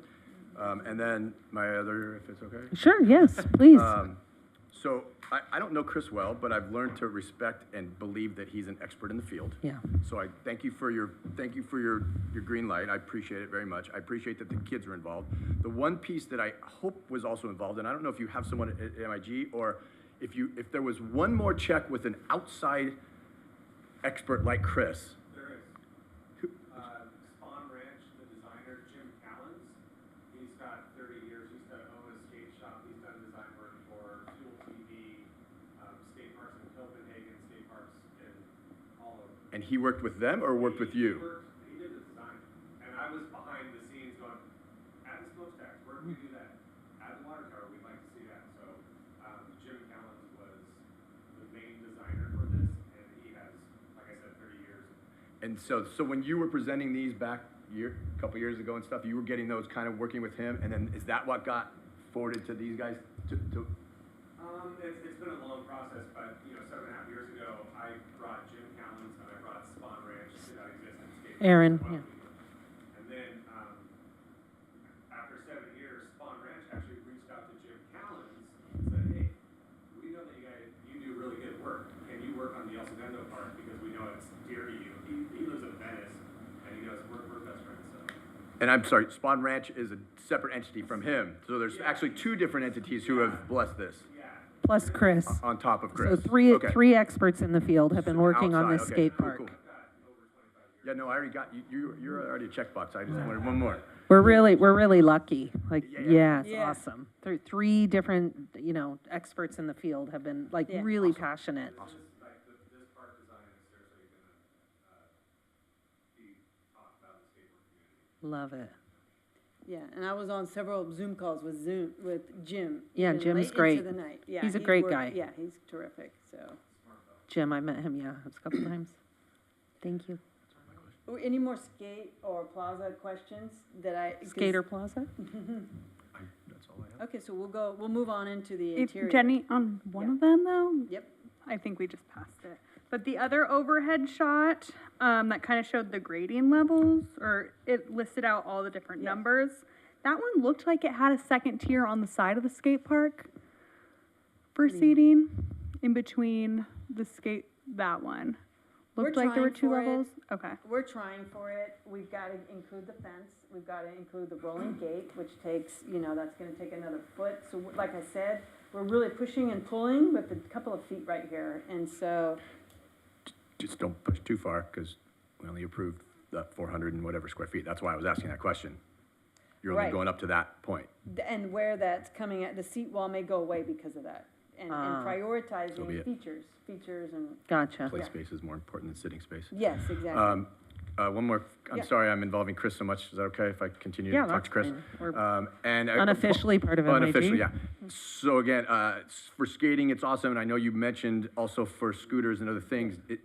Was that still a consideration for those other communities of riders, not just skaters? Like, these are also gonna, Scooters. the and scooters things. and are they able to use this? Yeah, and this goes even further, like wheelchairs and stuff, because wheelchairs are popular, That was, That was all considered in this design.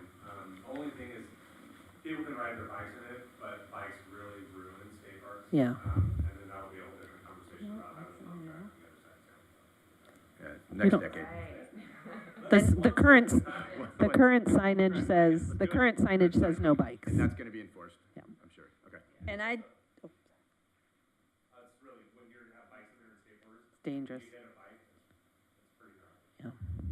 And I do have some data for you, Dave. I've got 43%, so the question, what do you primarily consider yourself? So 43% skateboarders, 9% BMX bike riders, 0% inline skaters, 35% scooter riders, and 26% were none of the above but interested community members.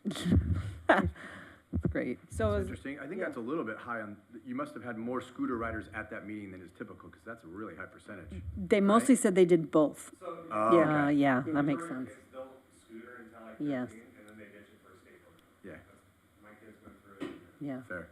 Okay, cool, awesome. so neat. How many other questions? Thank you. Now we go inside. All right. Thank you, Jenny. Thank you, everyone. My name is Kerwin Lau, Principal at Architecture. I'm going to talk a little bit about the Teen Center and the interiors. Next. We're really excited to show you what we have been developing in the last few months. As you see here, this is existing pictures of the Teen Center.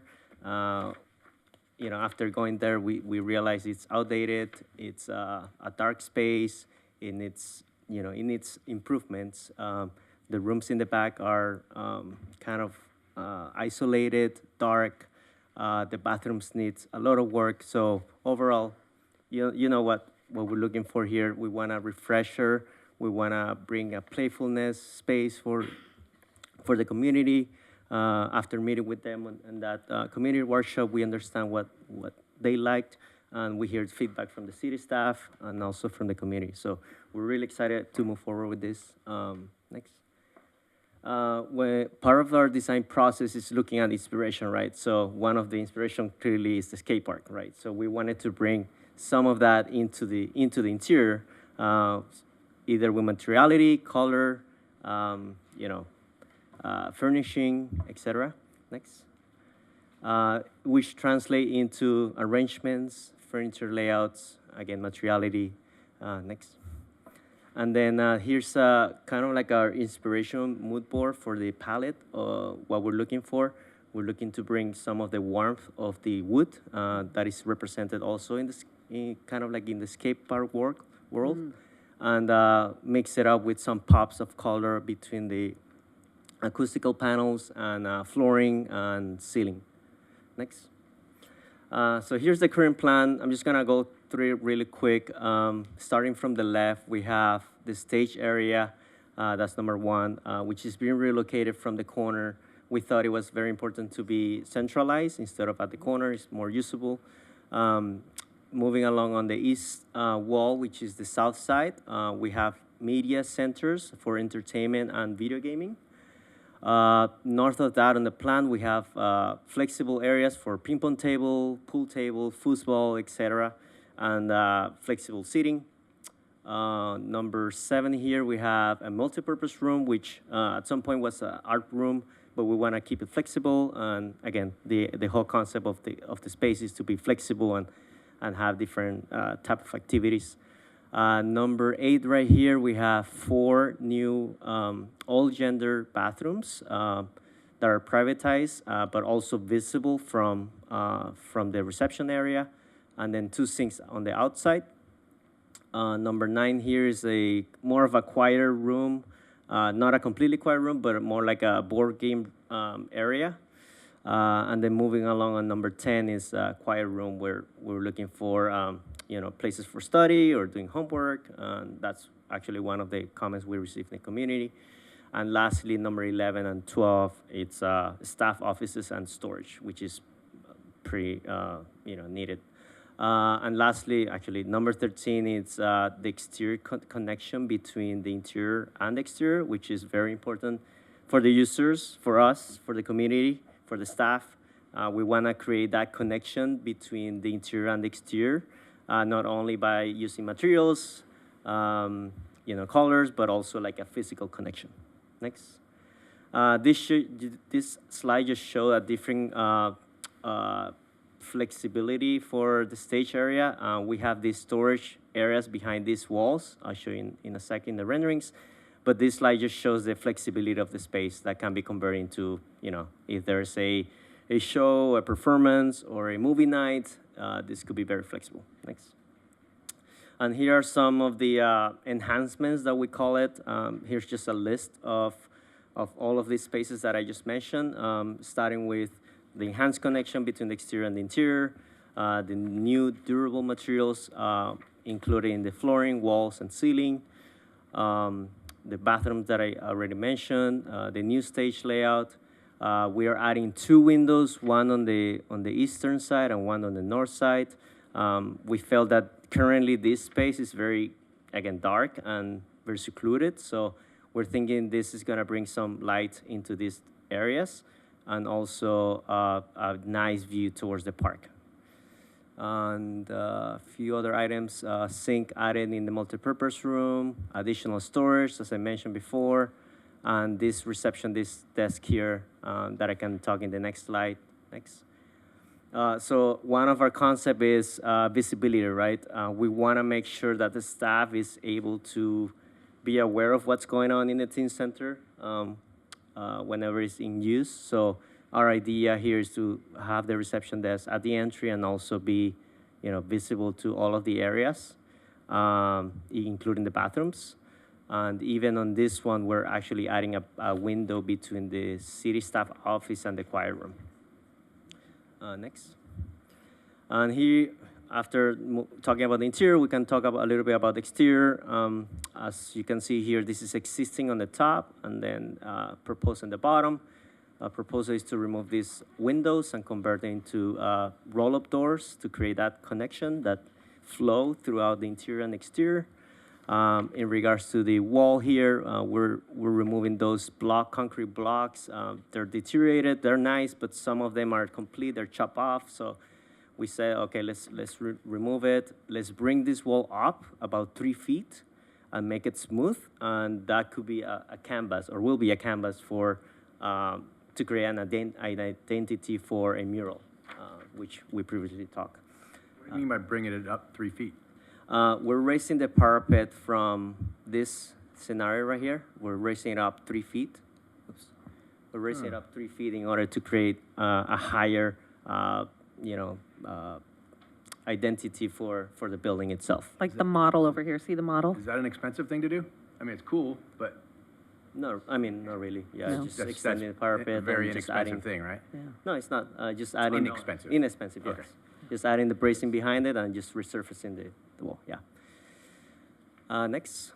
The mural does wraps the corner. And again, this will be kind of like the identity if you're driving on Grand. And we want it to be very visible and, hey, here's your teen center, welcome, come in. We can work on the ramp transitioning with the civil and landscape, but that's the main goal for the south elevation.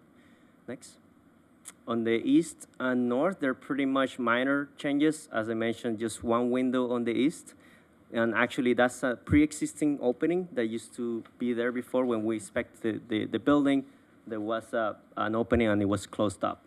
So we're just reopening and adding a window. The next. And then on the north. Closed up because people were breaking in? We don't know. This might be when the building was a supermarket back years ago. So we don't know if that was a point of access or not. Yeah, from the grade next door, yes. So like 20 feet up. this one, yes, but the one on the east is not that high. It's probably like 8 feet from the grate. So you won't be able to see the cars. You will see the water tank actually, which is cool. Yeah. That's neat. And then next, yeah. And then the north one, we're just adding that window, again, just to bring light and air into the space and a nice view towards the park. Next. And here are some just renderings to reiterate what I just described. Here's just a view from the basketball court. Again, this does not show the fencing that Jenny just spoke about, but the idea of us at some point was to create that seat wall in that area. And you can clearly see the connection between the outside and the inside, the pops of color that can talk about the skate park, the basketball, and also on the inside. Next. This is a view from Grant. Again, some of the features on the landscape are missing in the view, but the main idea is there, the taller wall, the identity, the mural, the colorfulness, and the, I guess, just the identity of El Segundo. Next. And this slide just showed different options that we presented to the community. We're not tied into it. Again, this is gonna go through the Arts and Culture Committee, but we just wanted to show the community that there's options and we're not just tied into it. Next. Going to the interior, we're seeing here that we're removing the existing ACT ceiling, which is not very nice currently.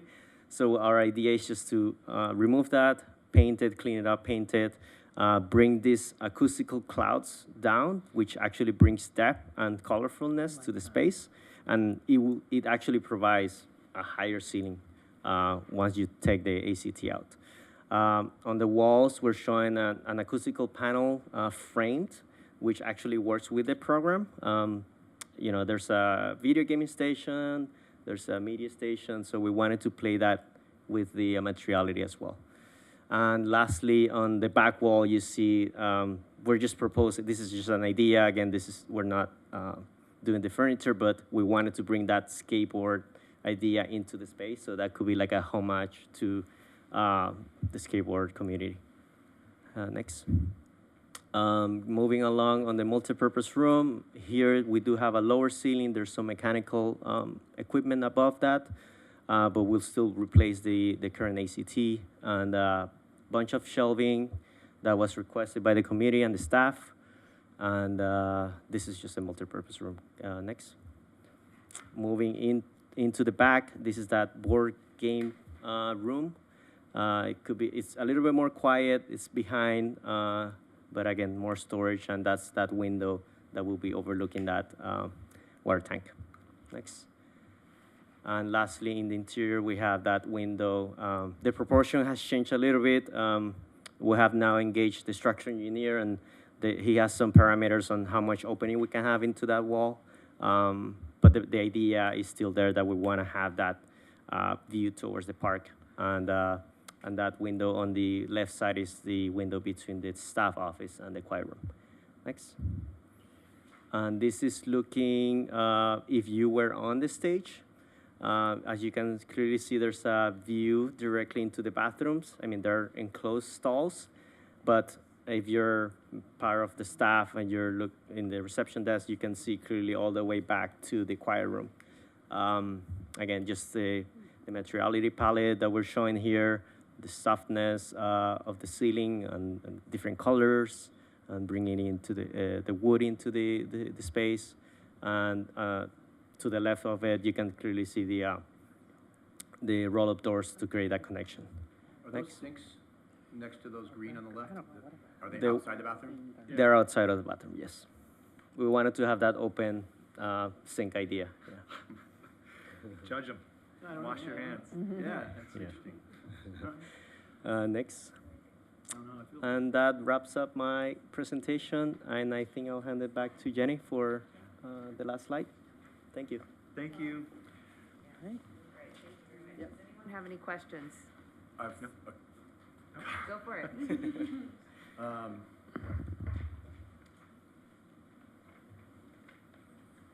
I haven't worked there in a very long time, so, but I will say, and I said this like years ago, I've been concerned about any sort of private room design.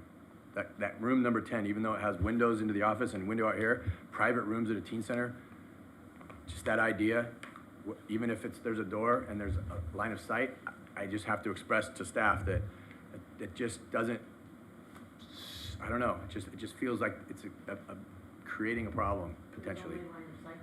There's only line of, yeah, I don't know, like, there's just something about it that just doesn't feel good to me after being in that space and watching kids be kids. If we're talking about the one in the way back by Yeah, next office, It used to be the storage room? yes. So it's more of the idea right now they're gearing up on programming, and so it could be locked throughout the day, except for when we have an instructor there leading a program. Right. So that could, like, we have Dungeons and Dragons. We had a sold out for a year of classes for that. I think they're bringing in a chess instructor at the teen center. And so those types of programming right now are happening in what is like the old weight room. And it's just kind of dungeony and still closed off. And so it's just elevating that space, as well as when the teen center is not open, that can be a meeting space. It's a conference room. Like it just has the possibility of having those types of equipment that will be useful. Is it glass walls? It's not glass walls, but there's windows. There's a window from the office. But Both yes, sides. With the wall on both sides. There's right? So if you go to the plan. Go to really the slide quick, and go to that.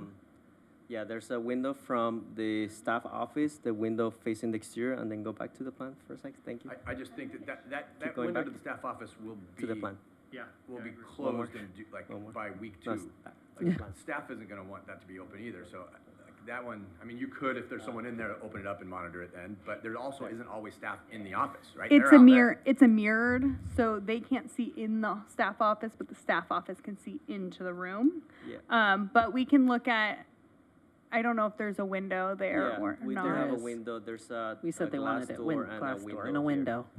Yeah. It's pretty open. So But the it's- other thing is too, we will look at having cameras in all of the different spots. Yes, so we can observe. Yeah, and we've actually had them at the teen center, and we've actually had to use them. Yeah, I'm sure. So. Right.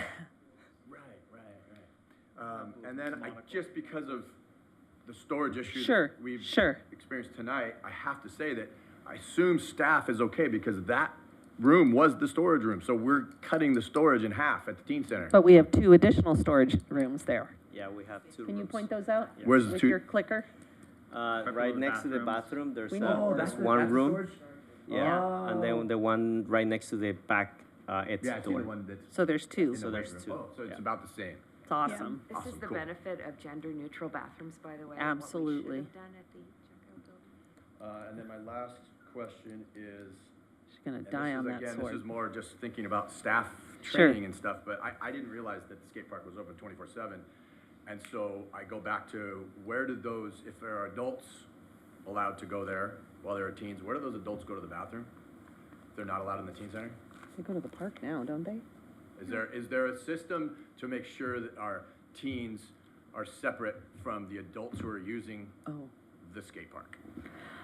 I think the nice thing is we have the reception desk that will be at the front of the entrance. That I don't know what the future of the teen center looks. Whether I know some cities do membership wise where you check in when you walk into the teen center. Like I don't know if we'll have a stricter program, but that can be all in the systems and programming that we have when we open this. Currently, I think they walk down to Joslin. They can go at Starbucks across the street. I don't think having adults come into the teen center to use the restrooms has been anything. It hasn't been, but this is about to be, and I believe, Chris, I think it will be this is popular. going to be a gem in the South Bay, and it's going to get used a lot more by adults. And so I just would like to point out that we need to Yeah. put a system in place to Plan. make sure. Yep. that- Agree. And adults meaning 20-year-olds. They don't have to be 40 years, you know. Yeah. You got Yeah. 21-year-olds. Agree. Yep. Okay, that's all I have. Thank you. All right, any Thank you. other comments? All right, well, thank you, Kervin. We really appreciate everything that you presented. This is just Looks great. phenomenal. And I do believe we are looking for a motion here. Oh, she's gonna talk on the dollars? Oh, sorry. And you have a much more elaborate cost evaluation in your staff report. These are highlights. I just wanted to give you the numbers of where the budget's coming in now. And this for the for the Teen Plaza renovation, that number hasn't changed since when you saw it, I don't know, a month or two ago. And the Teen Center renovation, that is, right now, there's a low of $400 a square foot, and then there's a high of $450 a square foot, and that's where you get this 2.093 as well as the 2.354 numbers. And so what that does not include is furnishings. That number is not included right now. Right. Only 15% for general conditions overhead. Yes, Is that and then a typical? 20% That seems contingency. low. 15 is industry standard? We have, right now, there's a cost estimator that is giving us, prices we're gonna have the day before Thanksgiving and this is basically our rough order of magnitude cost Sure. that we're working with right now. So this does not include any furnishings? No, correct, No. Or lighting, exterior lighting. correct. Is this within budget? Yes. Does the budget allow for furnishings and everything else? Well, so there's $8 million set aside right now for the teen center, the skate park, and the fields. Right. So we need to figure it out, but we're gonna make it happen. Okay. Yeah. I would like to make a motion, unless there's more discussion or comments or questions. May I make a motion? You may make a motion. I'd like to move approval of the design of the Teen Center skate park exterior and interior with the addition of exterior lighting for the multi-use court added into the project. So moved. Do we have a second? Yeah, I second that with the additional lighting. Proposal, recommendation. Any discussion about the additional lighting? No. All right, so all in favor? Aye. Aye. That is 4-0. Motion passed. Thank you. Okay. Thank you for all the work you've done as well, Dave, on this project, because this is Yes. it's great, and also Chris. And Chair Moda. And Chair Moda, who's Yeah. not here, yes, but yes, very much appreciated. All right, the second item we have on the agenda for new business is the Recreation Program Scholarship Policy that was discussed at our last meeting. So the recommendation is to approve the scholarship application, or alternatively discuss and take other action related to this item. Yeah, so I'll turn it over to Linnea so she can just make a couple of comments, walk you through it. Yes, so last meeting, we talked about this in length, trying to bring this program back bigger and better than it was before. So we pulled, Chelsea actually helped doing the research of HUD. These are correct. It is based off of the 4-person household in Los Angeles, Long Beach, Glendale area. You can see that I think it starts at the 50% of what that median income looks like. Currently, our program is low income and below. The proposal for this program is for it to be very low income and below. See, we adjusted it a little bit from $200 per resident or per family per year to $200 per resident, with a maximum of $600 per household per year.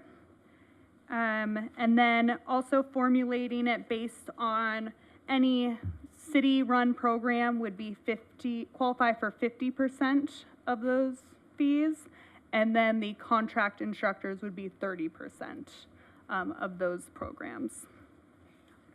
And then those percentages would go towards their 200 to 600 per year.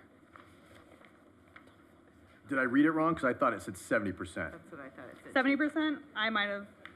But I think it was supposed to, I thought meant 70 was 30. high. I think you meant to put 30 in here. I think 30 is the accurate number, based on the last meeting. It's page 3 of 3.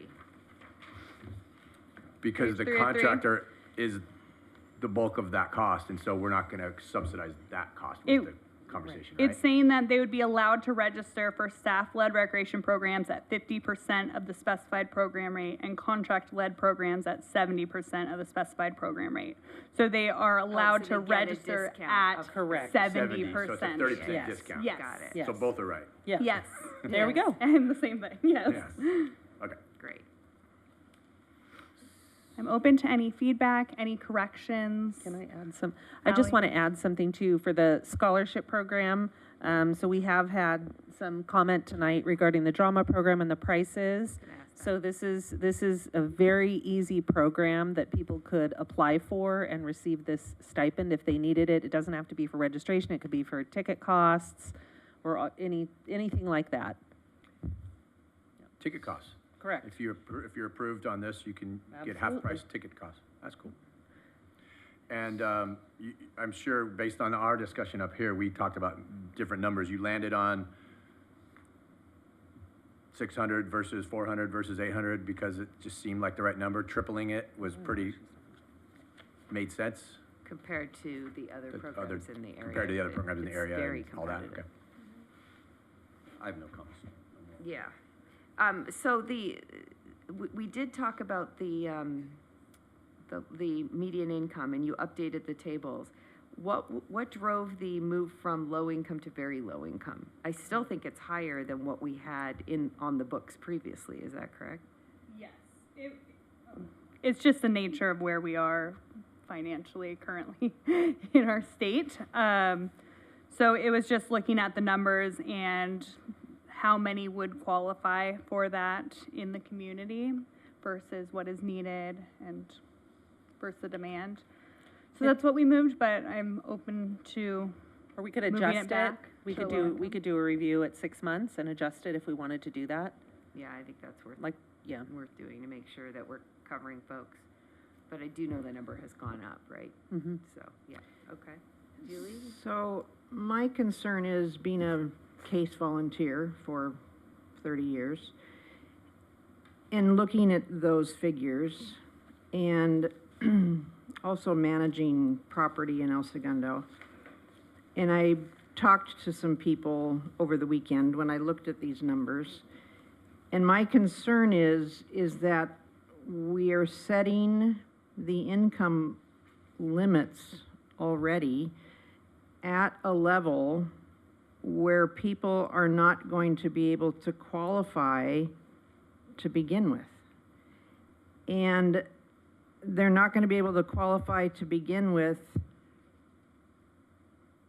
to live in El Segundo at these limits, because if you look at the $69,350 for a family of 4 to qualify, you shouldn't spend more than 35% of your income on housing. So that would put you at, say, $2,000 a month to spend on your housing. Right now, if you were to look at rentals in El Segundo, studios are going for $2,200 a month. As a property manager, I am not going to rent a studio to a family of 4. A 1-bedroom, 1-bath is going for anywhere from, the least expensive I found was $2,195, then there was $2,200, then there was $2,500. A 2-bedroom, 1-bath was starting at $2,900 and $2,995. So I'm looking at it as we're already setting the limit too low for people to afford to even live here. So when I've asked, you know, before, like how many people are actually getting scholarships already, you know, we don't even have those numbers, and now we're setting the limits too low for people to qualify. So, you know, and a family of 5, the limit comes up, but a family of 5, essentially, I'm not going to rent to a family of 5 and put them in a 2-bedroom, so they have to go into a 3-bedroom. So now those housing limits or to rent a place is even higher. So, you know, you also have those families that, you know, maybe are making $110,000 a year, but they've had, you know, a catastrophic illness in their family, and they have high medical bills, and, you know, and they're down to maybe the father has cancer and they don't have that income, and they're having to pay medical bills, and they can't put their kids in those camps, but they truly have a need. But they're not going to qualify because their income's too high. Those are the families that we need to help. Was that, though, the problem? My understanding was we didn't have people applying, but was it because of the published chart, or was there another reason, or do we know that? Because we didn't, the problem wasn't that people were not qualified, or and we were, when we really weren't They may not have publishing it, known and we we had a weren't publishing it program. in the guide. We weren't putting it out there Right, they didn't that there know. was a scholarship program. We were like keeping it a secret. Well, I So, think- we've now got the commitment, we're gonna publish it, and that's why we're going through this process. What are you recommending? Would you prefer it be at low, or what, what would resolve this from your perspective? So we need to, like at Case, we don't have an income limit. We have people come to us and say, this is our situation. And, you know, we don't have people coming in droves of wanting the help, and I don't think you're going to have people coming in droves of wanting the scholarships. Just like when I was doing scholarships for Little League, I didn't have people coming in droves wanting the scholarships. You know, it's very hard to ask for the help, and people don't want other people to know about it. And so it's on the down low, and people, you know, don't want the word to get out there. And, but if we offer the help, it's very hard for the people to come and ask for it. And we want to advertise it, but we don't want to have such tight restrictions to where they're not going to be able to qualify, and we want to be able to give some leeway, and not just have it, well, sorry, you're at $69,425, you don't qualify for our $200 program. But I say at that $69,350, we're already eliminating people because they can't afford to live here anyway, you know. So we need to look at the numbers better, but also we need to look at those that are maybe making a lot more, but there's a catastrophic situation in the family and they truly can't afford it because they're putting towards medical bills or they're putting towards this. We address this with publishing and then leaving open, I mean, is it a hard line or is it a line where, you know, extenuating circumstances, you know, will be reviewed, et cetera, and then we have, you know, some opportunity to adjust. And then more importantly, I think, to your earlier points, like we just don't have anybody applying, so we don't know what the constraint is for people applying. I think if a lot of people were applying, right, we probably feel like, okay, this is doing some good, regardless of what level it's at, right? Because we only have so many dollars. So I guess the question is, could we do that? Would that address, plus leaving the room for us to flex based upon the number of applicants we have, right? Because I think that's, if we don't have any applicants, then it's pretty clear. There's something which is keeping people from being interested. I would be concerned not having any guidelines. Yeah, definitely. As a city, we have to have.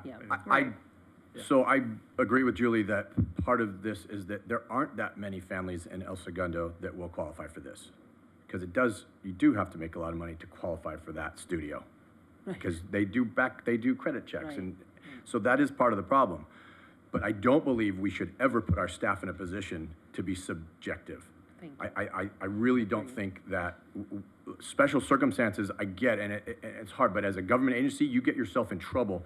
If you start picking and choosing which situation you're going to give a scholarship to and which you're not, that's a recipe for disaster. So if we change the line, we change the line, but I think the line needs to be drawn in order to protect the people who are making decisions. That's my personal belief. I don't have an opinion on where that line should be, but the idea of someone making $110,000 or $120,000 to me was never the idea of this program. Like it was a much different type of family. So I definitely don't think it should be that high. maybe 69,000 is too low. I don't know for a family of four, but anyway, those are my thoughts. 69,000 for a family of four, I don't think is even going to be living here. Right. But we also have to be very careful that we don't tie it to something that we're making up. Tying it to a government chart is a very important piece of this program, in my opinion. Regardless of where that line is, it's got to be on that chart. I don't think we should be making up numbers for this program. That's going to get us in trouble. That's my thoughts. I 100% agree. I think that, the potential for bias or the potential for the appearance of bias is already pretty high in this community, and so thinking that we would subject staff to that, I think is tough. I think, you know, one of the changes that was made was switching it from low to very low. What if we switch it back to low and see if we have an influx or there's a problem? Low does bring us at a family of four to $110,000, and for an individual person it's $77,000. That's a decent amount of money. I have kids that have graduated from college that are making that, you know. So I think that, and we did sort of say that we would give this a go if there is a special circumstance. I mean, obviously that's something worth looking at, but I don't see why we couldn't pass it with what staff's recommended. And we're talking about program expenditure of $6,000. Yeah. You know, it's not like we have a $110,000 budget, you know, on this. Right. Yeah, we could do a pilot and bring it back in 6 months. Also, remember, the council's ultimately going to bless or not bless this. So, so what is the motion? Julie, do you want to make the change to low? Yeah, I mean, the, going to the very low and extremely low, we're out of the ballpark there. We need to go to low. Because at the 69.3, we're eliminating people right off the bat, you know, because you can't afford to live here to begin with, so we're setting our income limits. Right, absurdly low, right. If we want to Right. use the money. They're absurdly high. Okay, so, do we have, oh, did you have something else you wanted to add? No. All right, do we have a motion with the change from low to very low, or to low from very low, so bumping it up to low? Yeah, I move that we move from very low to low on the recommendation, along with a recommendation to revisit in 6 months and treat this as a pilot And revisit in 6 months. based upon applicants. Love that. Okay, second for that? I second. All in favor? Aye. Aye. No. Okay, so Thank you. 3 to 1. All right, Thank you. motion passed.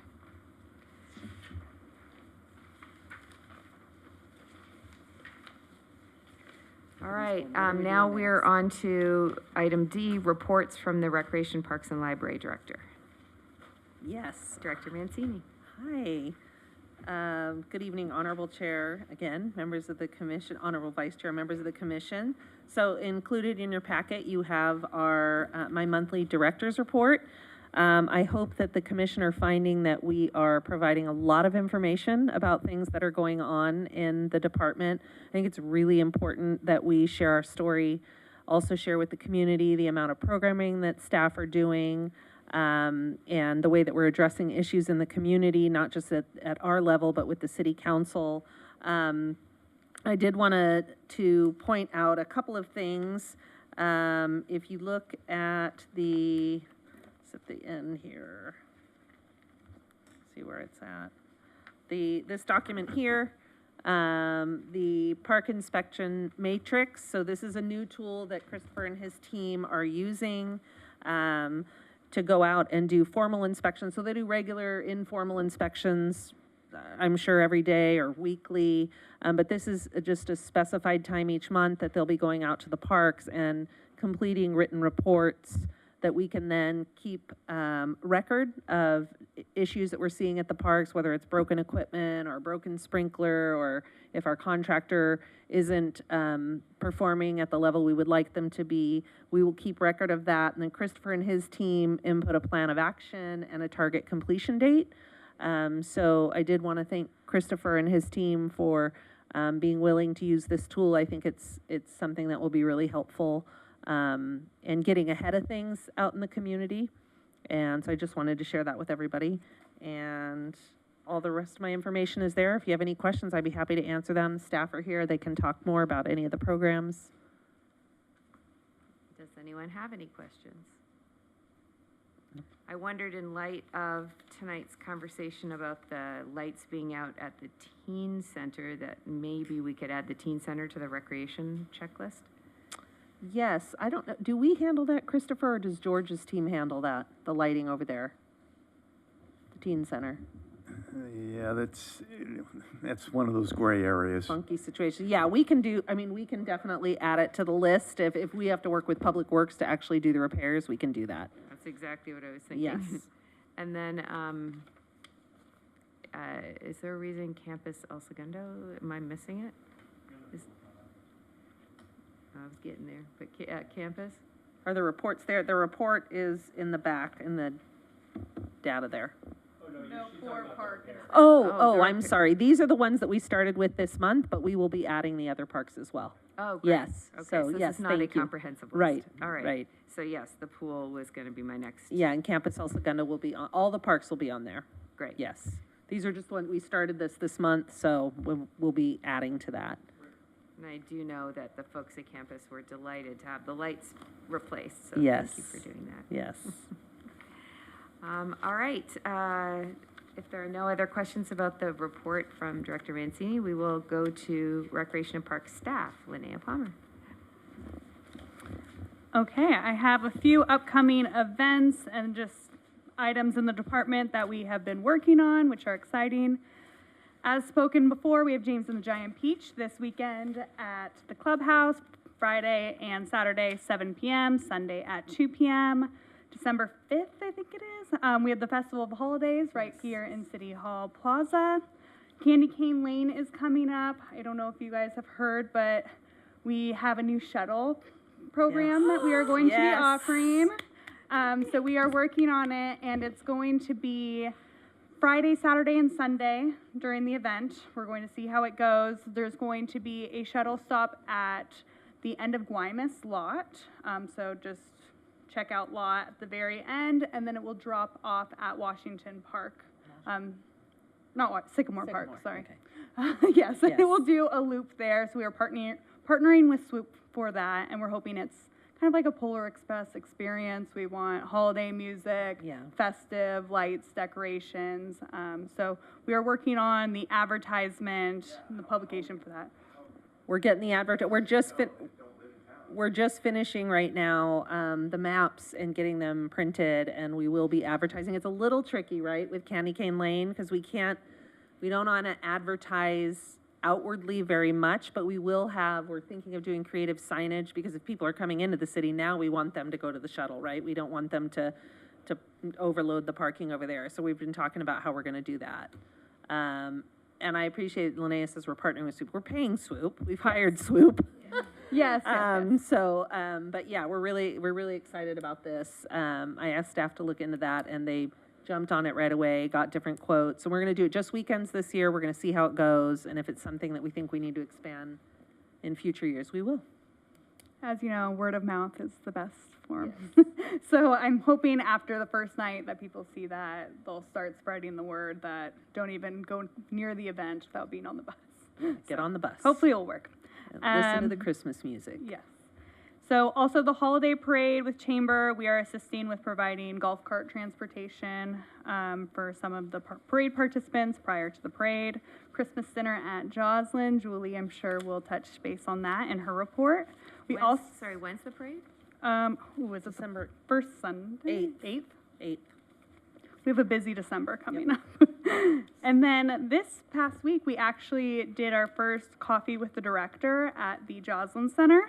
So we were hoping to get in front of the seniors. I think we had about 40. We kind of crashed their senior luncheon, then had a few stragglers that joined. But we wanted to get their feedback on programs, any upgrades, parking concerns we heard about, transportation feedback. Just get in front of them, get to know them, talk about what they like, what they don't want what they want to see, updates on our Recreation Park project and where the Joslyn Center falls in that. We're all hot priorities at the program. We also have been meeting we have our third meeting tomorrow with Recreation Software Programs, getting demos with different systems to look into updating our Civic Rec platform that we are currently using. And then similar to the park inspection report or just our report, I don't know if you guys have seen, there's the ES Connect program, which they stole our transportation name, but it's an app where you can go on and report any issues within our parks or in our community. I mean, I've been seeing reports about beehives that people are seeing, or graffiti, or tree issues, or just park maintenance issues, and we get them on our emails and can respond directly to the residents that are reaching out.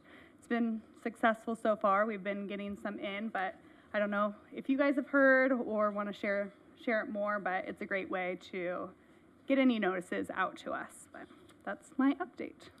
And when are the coffees with the director? I did one last week, and then the next one, I just scheduled it for January. I can't remember the date, but it'll go out in the brochure. So I'm looking to do it every other month. Every other month, okay. Yes. And then secondly, when is the menorah lighting? December 30th. Yes.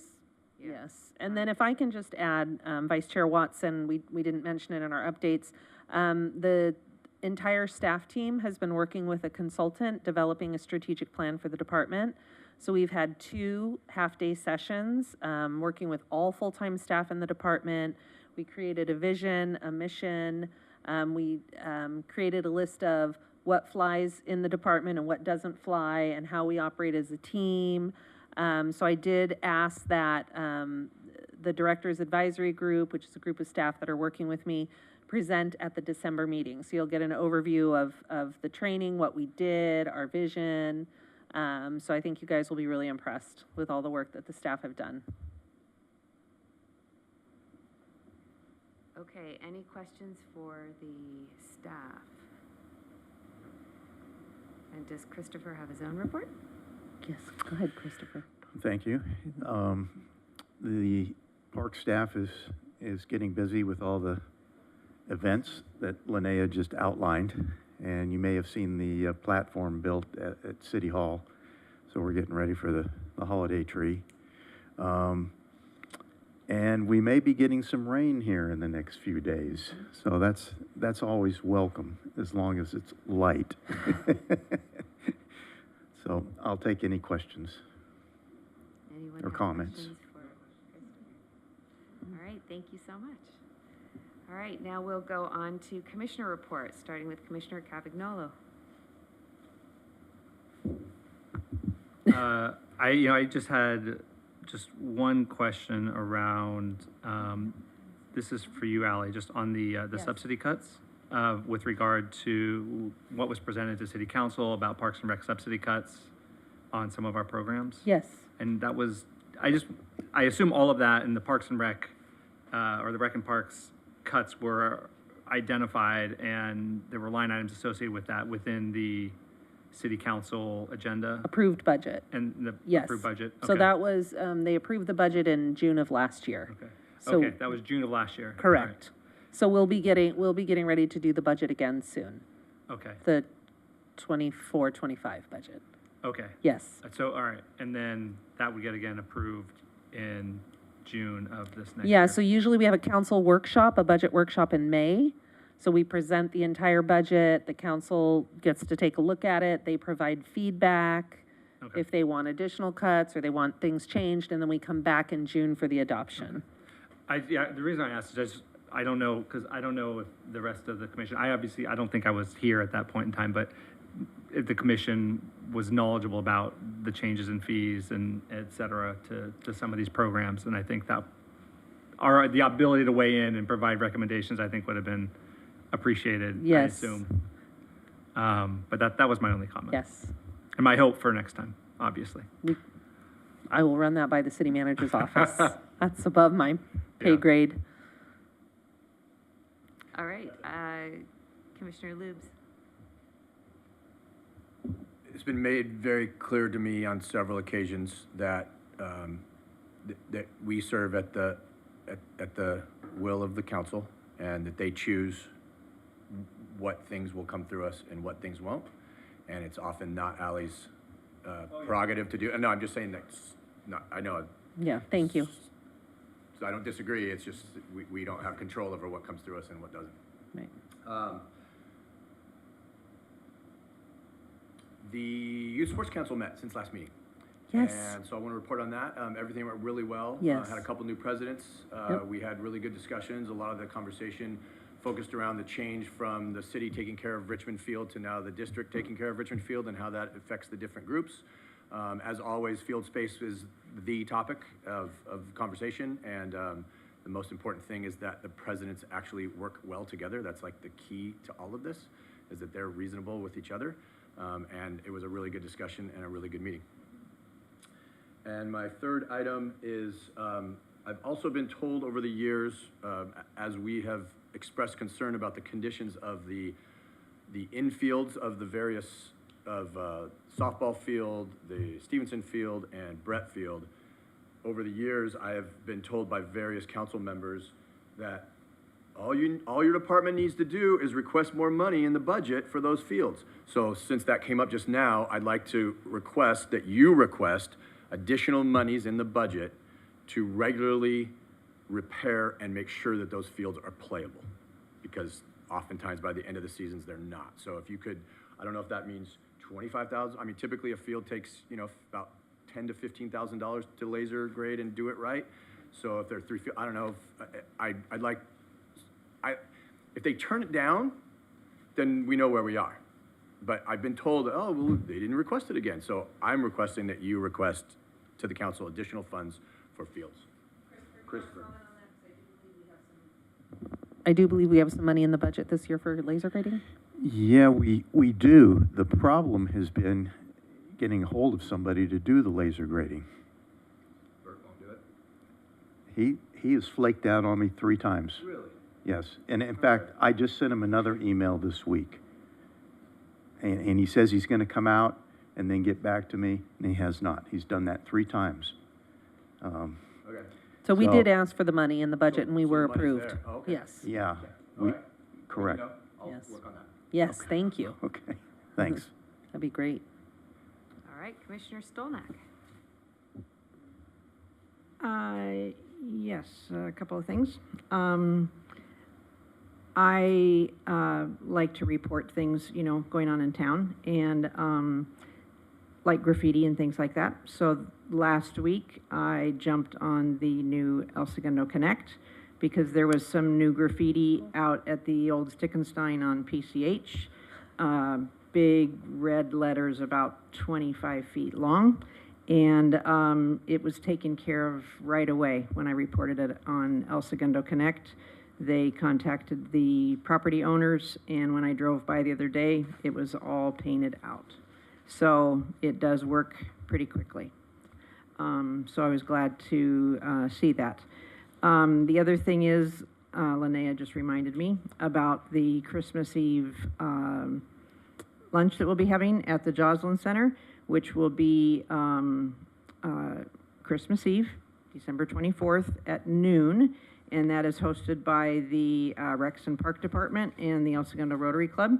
And it is open to all in the community. It's RSVP, and we ask that if you do RSVP, that you do show up. And it is a fun event. We have some games, we have some prizes, and it's typically seniors, but you don't have to be a senior. And it is, we look for volunteers to help serve, and it's a nice event. I think last year we had about 80-some people come, and so join us. It's nice, and it's been going on. I think this will be our 47th year, 48th year. So it's a nice tradition. And I would have to say that our meeting tonight, 2 hours and 15 minutes, I welcome it. I mean, we finally got some work to do. It's nice. So this was a nice change. Good. And I think we had a nice turnout tonight. It was nice to see people in our audience. And even though that the youth drama, all of you showed up tonight, but you stayed for the meeting to hear what we had to say. So thank you. Thank you. That's it. All right, so I just have a couple quick things. One, the Transportation Committee, wondering where we're at with that? You want an update on have you guys been meeting? No. Okay, There's no committee yet. Oh, yes. So let's you and I get together with Elias and talk about that. Okay. Because I think there's we need to talk about that. It only takes 6 months to start a committee. Okay, second, the Olympics, I was going to sort of wrap up with that too. I know we were talking about a plan and with the city manager about an Olympics, what we're going to do about traffic for the Olympics. And I know you said that there was some conversation about transportation, so I just wondered if we're closing the loop on that. Yes, so the city manager actually has been working with Daryl, the city manager has been working with Ryan on that. So we got some proposals, I don't know, maybe a week or so ago. Daryl had some questions about that, so he was going to reach out and get some clarification. So Daryl is working on that, and Ryan's been involved. Great. Since it sounds like, so my third item is, since it sounds like we're looking at new vendors for the replacement of the rec system. Yes. A couple of like wish list items on that. You know what I'm gonna say, but renewing our rec cards online, top priority. Secondly, the fields and transparency, or all Yes. facility rentals and transparency would be up Yes. there. And then finally, I know that we had talked about last month, agendizing for this month, setting up a committee to address council's concerns about Yes. the field allocation or facilities allocation in general. And I wondered, We will do that next month when Bob returns. okay, brilliant. So it'll be on the agenda next Yes, month. and Bob and I had already talked about starting those meetings in January, Great. too. Well, that would be the hope, but I think for now it's gonna be about fields. Fields now, and then, yeah, once we get that done, then we maybe start working on Yeah. pools. Yes, yes. Did anyone want to report on the aquatic subcommittee? Oh, I Yes. can give You wanna do that? there wasn't too many points, but yeah, I can give it real quick. But there was an outstanding swim meet this weekend, Yes. held at the Yes, yes. facility, so I was Facilities waiting to see if anyone brought it up. Yeah, Beach hosted a big meet. Yeah, maybe It's a- can you share a little bit? I don't have all the specifics. I did not attend, but Okay. 800 plus athletes, and they had plenty of space for parking, which is great. Yes. And to my knowledge, they're figuring out the parking issues based Yes. upon the discussion at the aquatic subcommittee meeting Correct. last time, which is fantastic. So then, ideally, Beach Cities or Alpha or water polo teams or whatever might be able to host more events going forward. And I think we all want that to happen for sure. The only other items I had was there was some discussion about the aquatics director hiring and implications of creating, just like we were talking about, a process for determining pool prioritization and allocation, et cetera. And then the plunge is on target, or at least it was at that meeting. And critical path is switches, which are coming in June. So we really don't have any changes to the critical path or the expected timeline until we see if we do or do not get those switches in June, is my takeaway. But obviously, everybody did see the Herald. I think it's the most great recent article. Herald where we made I don't know who we is, but I don't know who exactly said it was happening in Christmas or in the winter of 25, but I guess That's the date. that's what we're selling and we're telling people. So there we go. And did you want to mention, anybody like to share about the aquatic center heater repairs? I was just. Oh, yeah, go ahead. No, you go. No, I don't have my notes on the here to repair, so Okay. July, it's going to be July and August. So the pool will be closed during the months of July and August, 2025, because we have to install new heaters at the pool. Yeah. We'll still have Hilltop, Yes. but We'll yes. swim at Hilltop in the summer. Yes, so, Yeah, but it had to be closed at It some had to be point, done. and that was the least impact. Believe it or not, that is a very busy facility, and we could not hold out until December of 2025 because we weren't sure. there's already, we're a wing and a prayer holding those heaters together. So, all right, with that, I think we have, I was gonna say that I think, have we changed the process so where we're gonna give the pool update and the field update and stuff within our specific reports? Because Yes. I didn't see a specific area. Yes, so this agenda has been created by the the city clerk's office. So we're following her format. So yes, you would present your updates during that time. Okay, good to know. Mhm. I don't think we knew, so. Yes. No worries. Well, and it may change. We will have a new city clerk joining, so that could change again. Got it. Okay, lovely. Well, with that, I will adjourn until the next regular meeting of the Parks and Rec Commission. Really good meeting. Thank you. Good meeting.